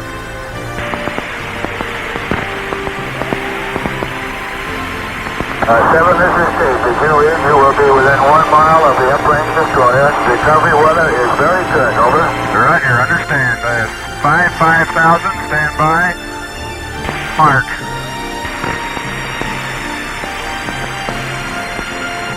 The destroyer has the capsule parachute in sight. They are talking. Roger. Did you copy that? Friendship 7 breaks scattered cloud cover and descends through 5,000 feet, 40 miles short of its planned landing site, but nonetheless within visible range of the U.S. Navy destroyer, NOAA. The cause for the landing bag signal, a microswitch malfunction. The heat shield was never loose. America's first foray into orbital flight had been a blend of awe and chaos. Nobody could have predicted the problems encountered, yet the system triumphed. America was back in the game. John Glenn becomes the kind of old-fashioned, star-spangled hero that NASA needs, a very public face to a struggling space program. It was a turning point.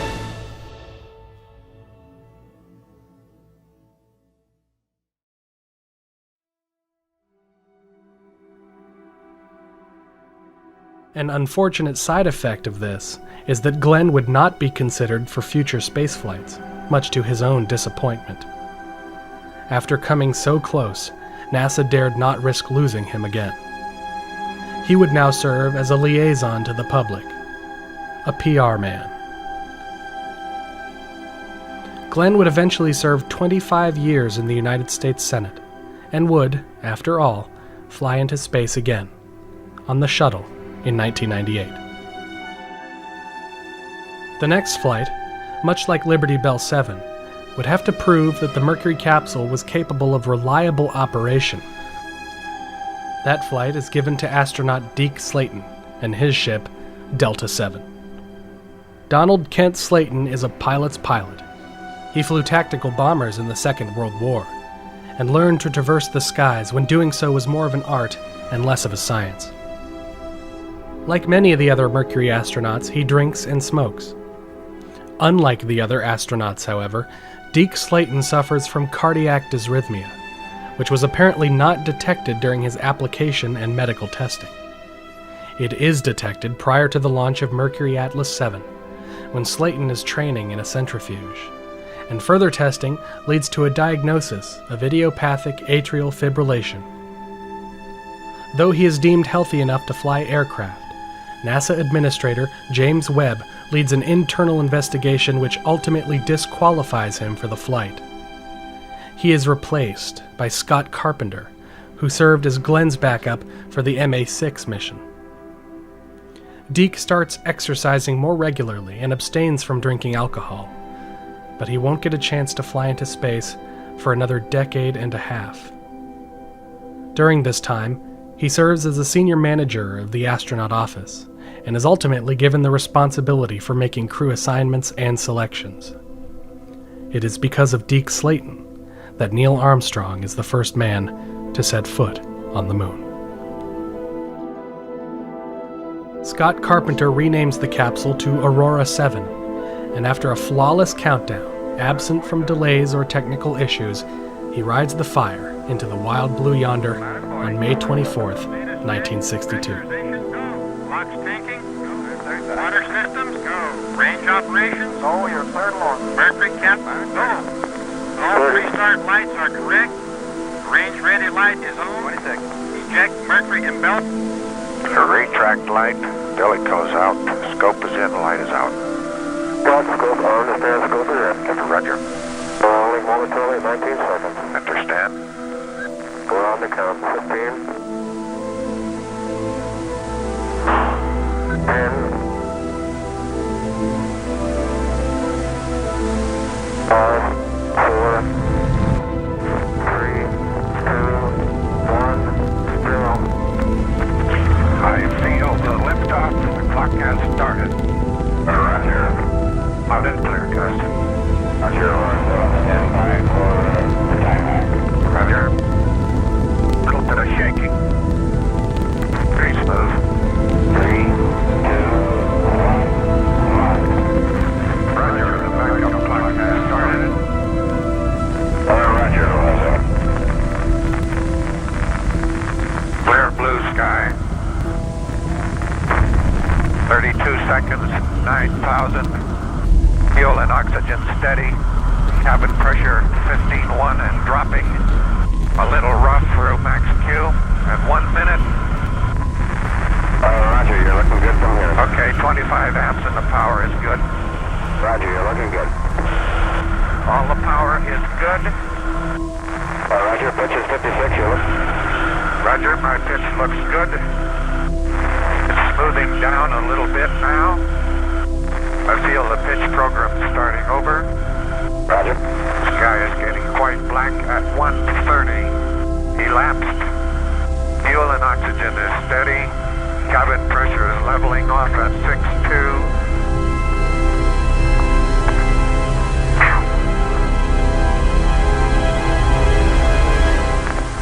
Roger, there's Pico on time. And... Roger, understand, Pico. Roger, I felt staging. Do you confirm? Staging. Do you confirm staging? 7, we confirm staging. Okay. There is Pico. Deposit grade's fired. I am weightless. Roger, you look good down here. Periscope is out. And... Have it go. Over the 7-hour capability. Roger. Sweet words. Roger. Sometime. Oh, look at that sun.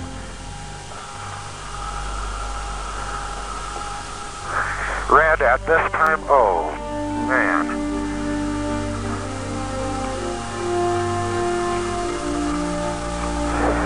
A wide, a beautiful, beautiful ring like in John's pictures. Going to fly-by-wire.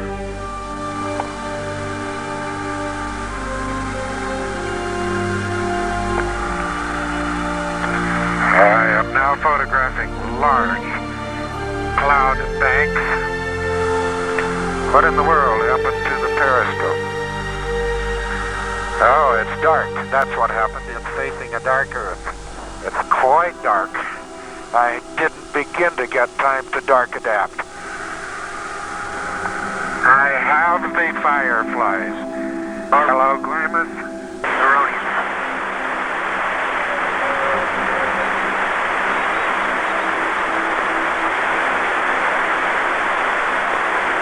I have the particle. Some even appear to be going ahead. There is one outside.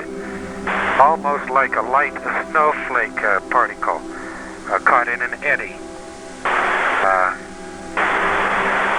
They are not glowing with their own light at this time. Carpenter enters orbit without a hitch.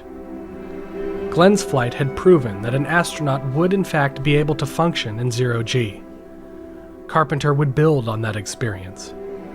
The mission of Aurora 7 is jam-packed with attitude maneuvers, zero-G experiments, and observation exercises. Carpenter's flight plan is expanded to permit him to use maneuvering fuel at his own discretion, and use it he does. Carpenter has been described as a romantic. He is fascinated by the beauty of space and goes to great lengths to capture the finer details of spaceflight. Like Glenn, he observes the firefly phenomena, and also notices that the spacecraft's onboard instruments do not necessarily agree with where it is pointed. Carpenter tests several types of space food prepared for the flight by the Pillsbury Company. Bars composed of chocolate, figs, and dates with high-protein cereal. The Nestle Company provides bonbons composed of orange peel and almonds. Carpenter finds them crumbly and bothersome. On the start of his second orbit, Carpenter begins aggressively maneuvering his spacecraft to make observations. He pitches down 80 degrees over Woomera.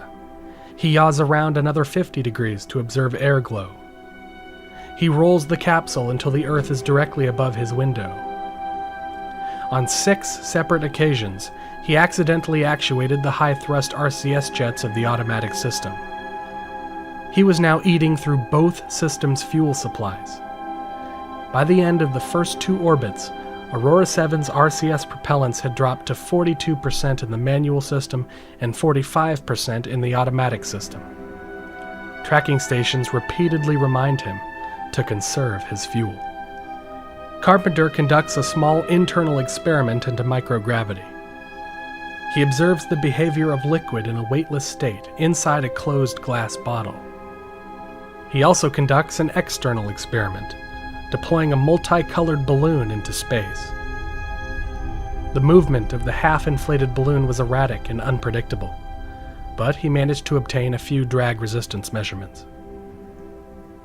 He also attempts to hold a steady attitude by centering the moon in his window. Glenn had reported some difficulty in obtaining and holding an absolute heading, likely due to his sticky RCS thruster. Carpenter, however, is able to hold the moon on the exact center mark and maintain the position with ease. Carpenter also finds that he is able to reproduce the fireflies by tapping against the capsule hatch. It is decided to bring Aurora 7 home after 3 orbits. Everything had gone successfully, but the spacecraft was dangerously low on fuel. In preparing for retrofire, Carpenter begins to make several critical errors. Passing over Hawaii, Carpenter states that he is somewhat behind on the pre-retro checklist while verifying his hypothesis about the snowflake-like particles outside his window. As he begins aligning the spacecraft into retrograde attitude, he finds that, like in Glenn's case, the automatic stabilization system will not hold the correct heading. As he tries to troubleshoot the situation, he falls even further behind schedule. General Kraft is still somewhat concerned about auto fuel. Use no auto fuel unless you have to prior to retro sequence time. I am looking down almost vertically. It's possible to distinguish, I believe, 4 separate cloud layers. Understand. Aurora 7, can we get over the checklist? We have approximately 3 minutes left of contact. Roger. Go ahead with the checklist, and I'm coming to retro attitude now. And my control mode is automatic. And fortunately, we had Alan Shepard in California that could talk him into doing the retrofire and getting into the position to fire the retro rockets. He had floundered and gotten rid of all of his propellant, messing around with the spacecraft. He was using the controls, both automatic and manual, and almost run out of fuel. And when he came up on Hawaii, and when he was supposed to be in retrofire attitude, that is the right attitude to fire his rockets, he was turned the wrong way. And it was touch and go, and I think Mr. Shepard should get the credit for talking him into the right attitude and giving him the directions as to how to fire the rockets manually, which he did. And he was late in firing them, and he was at the wrong angle when he fired the rockets, so that extended his time at high G during entry. He got up to about 12 G, when normal entry was around 9, which is very high anyway. Stand by. Wait a minute. I have a problem in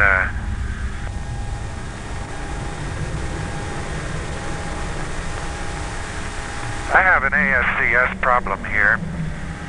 I think ASCS is not operating properly. Attitudes do not agree. 5 minutes to retrograde light is on. I have a rate of descent, too, of about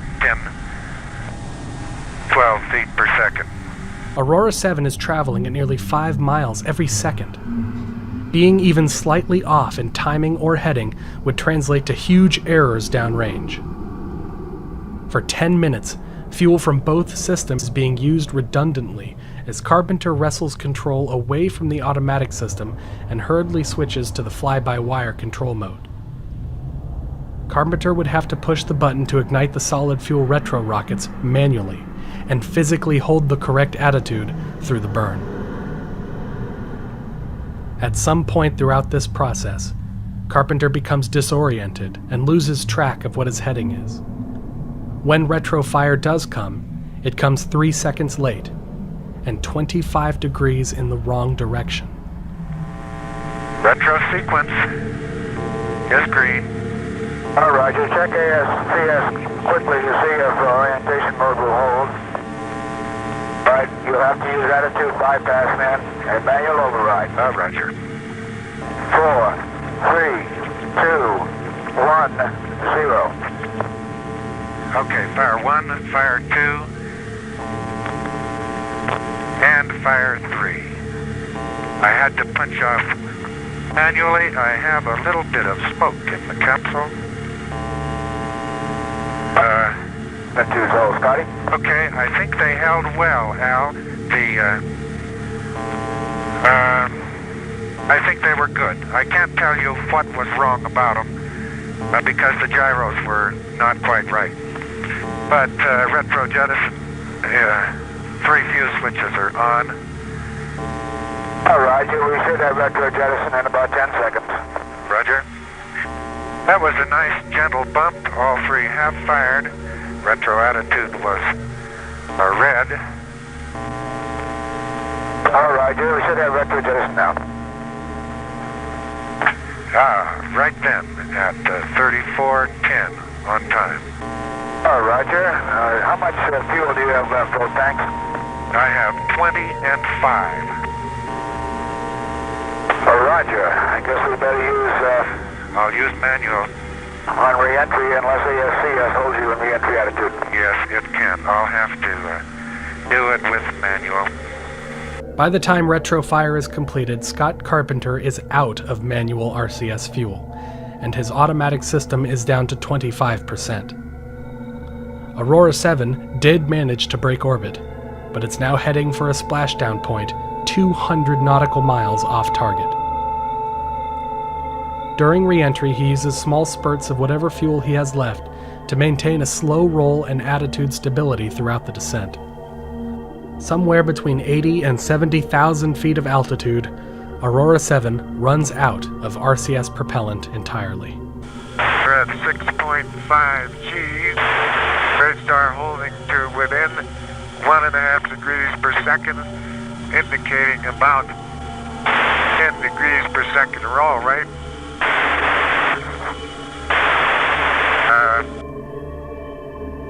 Aurora 7 splashes down hundreds of kilometers away from the nearest ship.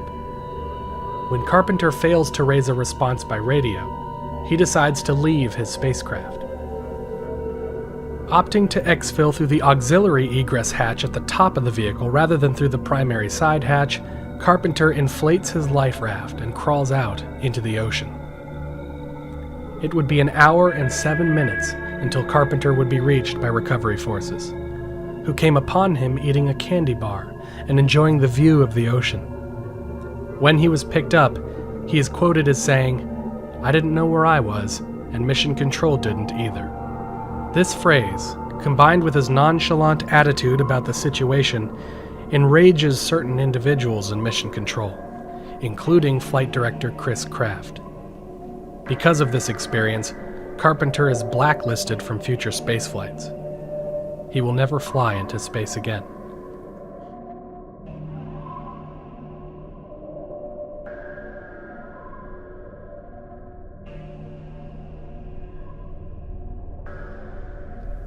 By this time, both the United States and the Soviet Union had flown 2 orbital missions.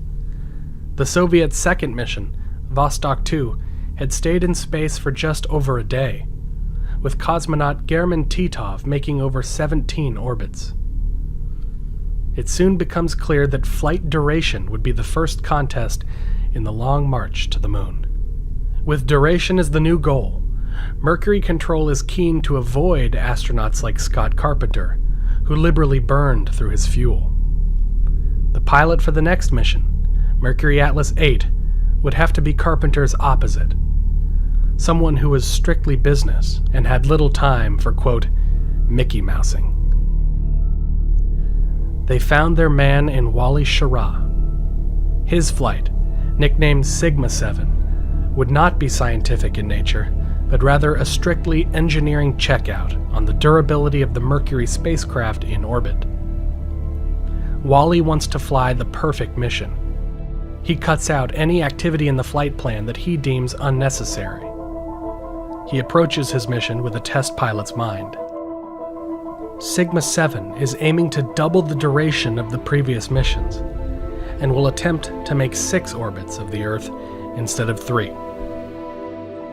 Wally also fancies himself an avid photographer, and purchases an expensive Swedish-manufactured Hasselblad film camera prior to the flight. The results impress NASA so much that Hasselblad's become the camera of choice for future spaceflights. Just 2 months prior to MA-8, the USSR launches the Vostok 3 and Vostok 4 missions in intersecting orbits. The cosmonauts on board are able to see each other in space, and while it isn't strictly a rendezvous, it was close enough to make NASA nervous. What's more, the two missions complete 64 and 48 orbits respectively, just under 4 and 3 days, landing within a few minutes of each other on August 15th. This is far ahead of anything planned for Mercury. The Soviet Union had, once again, asserted its dominance in space. But for Wally, the countdown continues, and he flies the Atlas into orbit on October 3rd, 1962.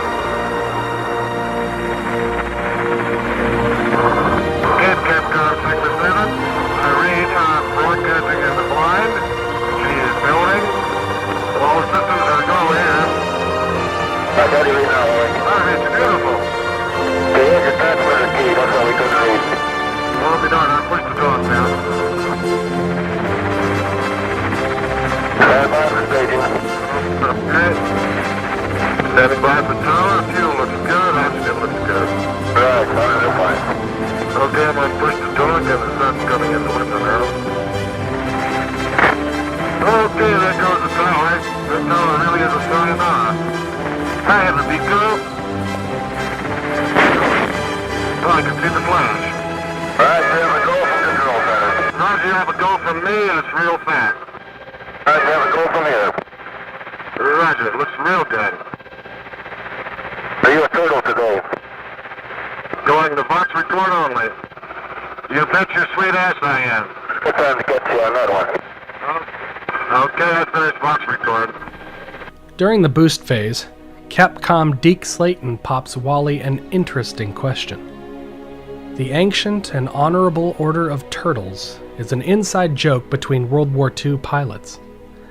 Self-described as an honorable drinking fraternity composed of ladies and gentlemen of the highest morals and good character, when a group of turtles are gathered in a social function, it is customary for the question to be asked, "Are you a turtle today?" The correct reply being, "You bet your sweet ass I am." If the member is unable or unwilling to provide the correct answer immediately, perhaps because of a social restriction on vulgarity, say at a wedding or while flying into space while hundreds of thousands are listening, the member owes to each turtle present a drink of the recipient's choice. Wally does not utter his answer on the air, but rather speaks it into an onboard tape recorder which he produces after the flight. After separating from the Atlas booster, Schirra slowly cartwheels into the correct attitude. He deliberately keeps the motion of the spacecraft slow to conserve fuel. The sustainer engine on the Atlas rocket had continued burning 10 seconds longer than planned, sending Wally higher and faster than any other astronaut had gone or would go during Project Mercury. Okay, as you can see, you're on right again. I need to come, correction, you're on left. I need to come right. The moon is right on the horizon. I'll put it right in again just to show you how easy it is to record. Oh, I've got some lights down there. How about that? I got a washer in here. I captured a washer and a little piece of little metal, and this looks like sort of a conical washer, like a Voisin type or something. Better not be. As on each of the previous 2 missions, several stations on the ground fire flares into the sky as the spacecraft passes overhead. And, like on each of the previous flights, the pilot is not able to observe them. Despite mild overheating in his suit, everything was going swimmingly. By the end of the first orbit, he had only used 1.5 pounds of fuel. He is not struck by the beauty of space, as Glenn or Carpenter had been. He continues diligently working in his tasks, spending most of the time looking at his instruments, rather than looking out the window. Getting the sunlight in view again, and it should be in the proper yaw angle approximately, because that's where the sun would be. Sunset coming up on 5 hours, so I'll begin preparing to copy the intermediate report at this time. He consumes yet more experimental space food. This time, peaches and ground beef mush out of squeeze tubes. Shiraz spends a lot of his time drifting, with the RCS system turned off, simply letting the spacecraft coast on uncontrolled. He laments the fact that, for most of the flight, many of the Earth observation sites are covered in clouds. On the 6th and final orbit, Sigma 7 comes within range of the Pacific Command ship. A mission that had lasted twice as long as Aurora 7. Shiraz still has 78% of his fuel left in both systems. 8 hours and 52 minutes after Sigma 7 lifted off from the Cape, Wally Schirra makes a perfect retrofire. He remains on the automatic stabilization system throughout the burn, and is surprised to see that the spacecraft maintains perfect attitude throughout the boost. A quick glance at his RCS fuels after the burn shows that the automatic fuel system had dropped to 52% in the process. At the request of the engineers, Schirra remains on automatic control during re-entry. He watches as the hydrogen peroxide fuel is hungrily consumed as the spacecraft fights the aerodynamic forces of the upper atmosphere. That she's holding real tight. Very tight. I got 2. The other 2s are right on the money. I got 3. And I have a roll rate started. A slight pitch rate.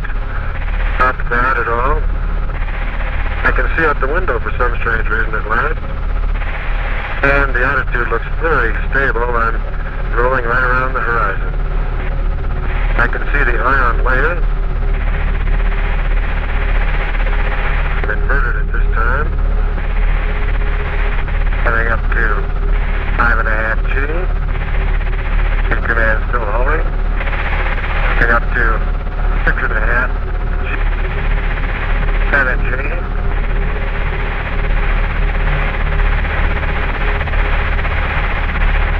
Coming up to 8 G. Third command holding. And the drogue is out. You can hear it.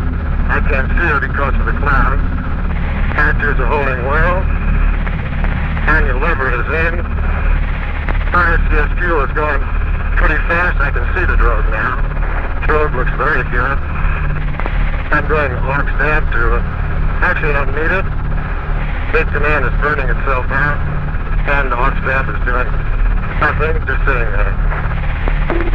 I'll put her in auto mode just to let her pump out. Standing by, recovery arm is on. Standing by for main chute. All switches in proper position. Counting fuel is almost all gone. There goes Rogue, and main is out. She's out beautiful. Bright blue sky. Main is de-reefed, and looks like a sweetie pie. Auto fuel is dumping. Rate of descent is about 35 at this time. I see no problems at all. After 9 hours and 13 minutes of flight, Sigma 7 splashes down half a mile from the USS Kearsarge, in full view of the crew and onboard cameras. It had been a perfect splashdown, following a perfect mission. Within 40 minutes of hitting the water, Schirra was standing on the deck of the carrier. It was the first splashdown in the Pacific Ocean, just off Midway Island. Sigma 7 was the most successful Mercury mission to date, and may have been more memorable, if not for the news event that would shock the world just 2 weeks after the mission's conclusion. On October 15, 1962, U-2 spy plane overflights of Cuba confirmed the worst.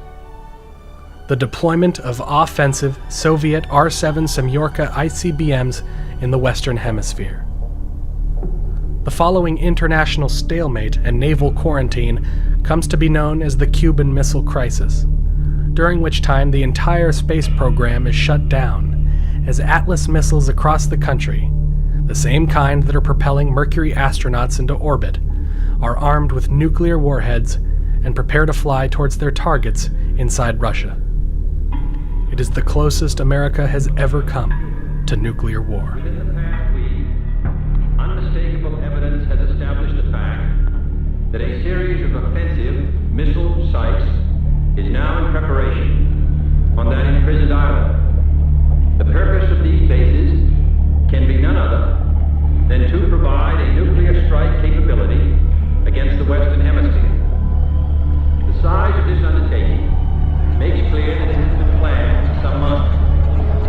Nuclear weapons are so destructive, and ballistic missiles are so square, that any substantially increased possibility of their use, or any sudden change in their deployment, may well be regarded as a definite threat to peace. It shall be the policy of this nation to regard any nuclear missile launched from Cuba against any nation in the Western Hemisphere as an attack by the Soviet Union on the United States, requiring a full retaliatory response on the Soviet Union.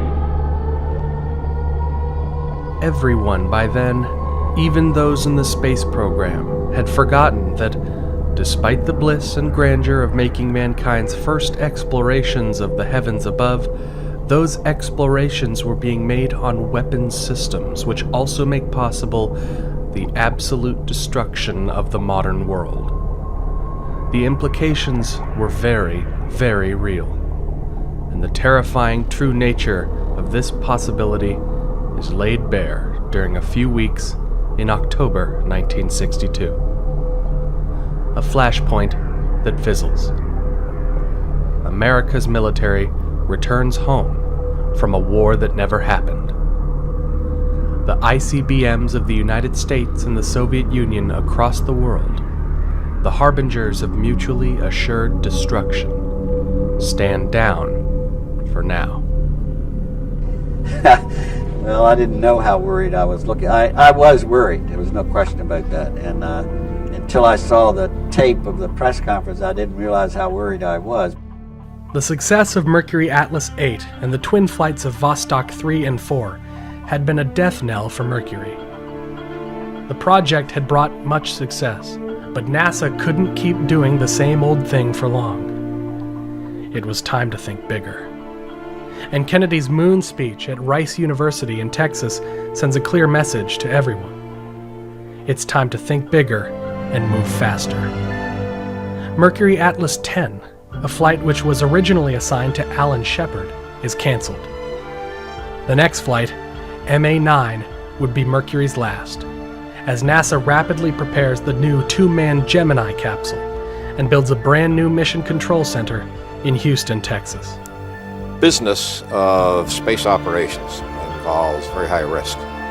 And the tools that we use are leadership, trust, teamwork, and values. And the people who implement these tools, use these tools to implement the missions, are the men and women of mission control. You have to establish a frame of mind that is absolutely positive, one that cannot be defeated. And the best way to express that I will never surrender attitude is failure is not an option. MA9 would be given to the only astronaut who hadn't yet flown and was still qualified to fly, Gordo Cooper. His mission, like Glenn's, would be open-ended. Using the experience gained from Sigma 7, Gordo would attempt to push the Mercury capsule to its limits, aiming to stay in orbit for an entire day, and even longer if possible. Gordo ironically nicknames his spacecraft Faith 7 in a snide attempt to show that he was praying the flight would go well. After the first manned Gemini mission, officials at NASA would eventually ban the naming of spacecraft until Apollo in 1969. Changes are made to the hardware based on Wally Schirra's advice. 12 pounds of control equipment, 5 pounds of radio equipment, and a 76-pound periscope are removed.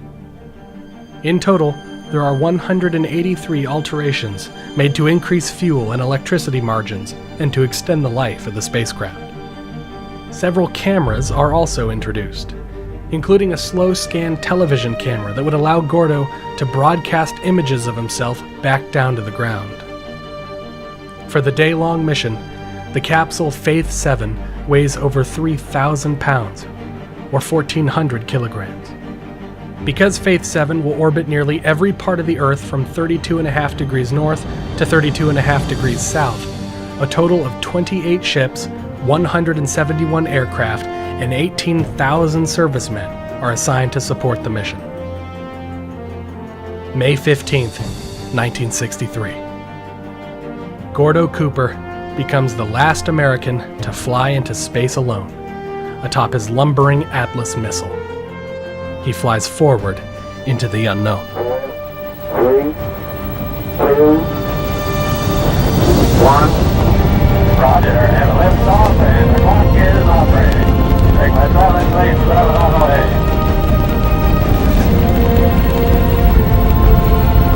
Standing by to start the backup clock. Roger.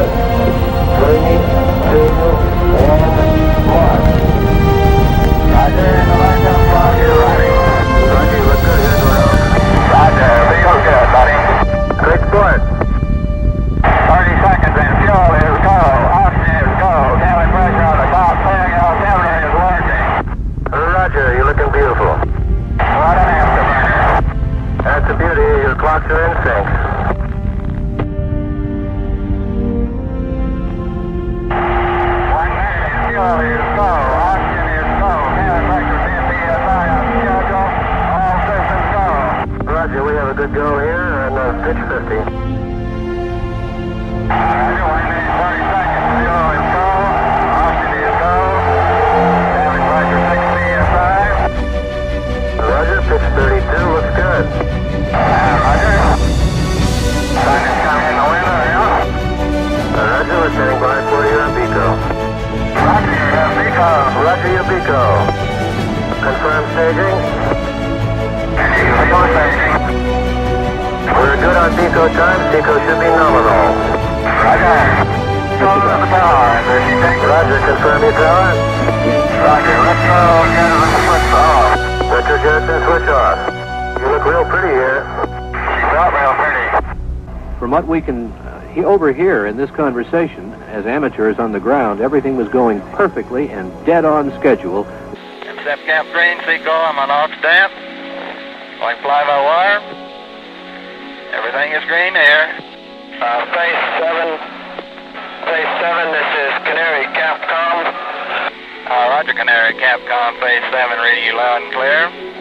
As astronaut Cooper finished his first orbit of the Earth about 90 minutes after takeoff, it was obvious all was going well.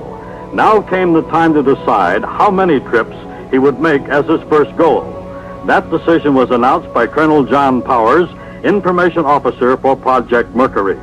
Cooper's mission is a blend of Carpenter's and Schirra's. He spends most of the time drifting, not using any fuel, but his flight plan is jam-packed with experiments, measuring everything from radiation to propellant slosh. Between orbits 9 and 13, he enters a rest period after a dinner of powdered roast beef mush and water. He admittedly isn't sleepy and spends most of the time taking pictures. This is a new and strange environment at first. This suddenly finding yourself in orbit and want to take a few seconds time to think about this and see just what you're doing up here. It takes you a few minutes to really settle down. The added distraction is that there is the Earth in view out of the window. It is a tremendous distraction. You want to glue your eyes on the window and watch every little detail of everything that's going on there. By his 14th orbit, Cooper reports sufficient oxygen supplies, 69% automatic fuel, and 95% manual fuel. He is able to get an hour of sound sleep during the flight, and also transmits the first American television images from space. I would like to take this time to say a little prayer for all the people. Thank you for the privilege of being able to be in this position, be up in this wondrous place, and all these startling, wondrous things that you've created. Be with all our families. Let them know that everything will be okay. We ask in thy name. Amen. 15 minutes before sunset, Major Cooper prepared to eject this sphere or beacon for another experiment, to find out how well man can see flashing lights in space to help with rendezvous and docking maneuvers in future space programs. Orbits 15, 16, 17, 18. 18 times around the Earth. The first of a series of tests were begun to measure radiation in space, where a belt of fission electrons trapped in the lower regions of the Earth's magnetic field would be penetrated by Faith 7 on orbits passing over eastern South America and the South Atlantic Ocean. Primarily, the measurements were made by 2 Geiger counters located on the retropack. One of the Geiger counters surveyed a hemisphere-shaped area unobstructed by the spacecraft and unaffected by radiation scattered by its structure. The other registered radiation directly in the path of travel. Trapped electrons spiraling along the Earth's magnetic flux lines were primarily the source of radiation. It was now nearing 30 hours since liftoff. On the 19th orbit, the condition of Faith 7 begins deteriorating. It starts, innocuously enough, as a false indication. The 0.05 G light comes on, indicating that the vehicle is starting to decelerate. The reading is faulty, as Faith 7 is still drifting weightlessly in orbit. Just half an hour later, Cooper loses all attitude readings. On the next orbit, a short circuit occurs in the bus bar serving the 250-volt main inverter. This leaves the automatic stabilization and control system without electrical power. The spacecraft had lost its onboard computer. It is then decided that Faith 7 should return home. At the end of the 21st orbit, preparations are made for retrofire. When the ASCS inverter blew out, Cooper also noted that the carbon dioxide level was rising in both his suit and cabin. The calm and collected Cooper continues diligently working in his tasks as systems around him begin to fail. Faith 7 is dying. Like Carpenter, Cooper has to conduct retrofire manually. Unlike Carpenter, Cooper's manual retrofire is accurate to a T. 3, 2, 1, fire. Roger, a green on air.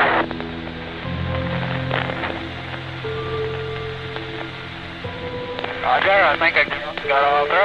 Roger, how's your attitude holding, Gordo? Well, pretty fine. Good show, boys, real fine. It looks like they came off right on the money on time. Roger, I think so. Faith 7 splashes down just 4.5 kilometers from the carrier in the waters of the Blue Pacific. The fact that Cooper, like Glenn, had to take action in the midst of a failing spacecraft added luster and glory to the perception of his flight. He is treated to the same massive ticker tape parades and hoopla of his predecessors, Shepard and Glenn. He is also found to be dehydrated and suffering from orthostatic hypotension. He had lost 7 pounds. Physicians are cautious about the implications of this for even longer space missions. The Mercury program had fulfilled all of its goals. In the process, the world had been transformed. Spaceflight was no longer a fruitless backwater pursued by old German weapon engineers and starry-eyed comic book readers. It now was the Cold War.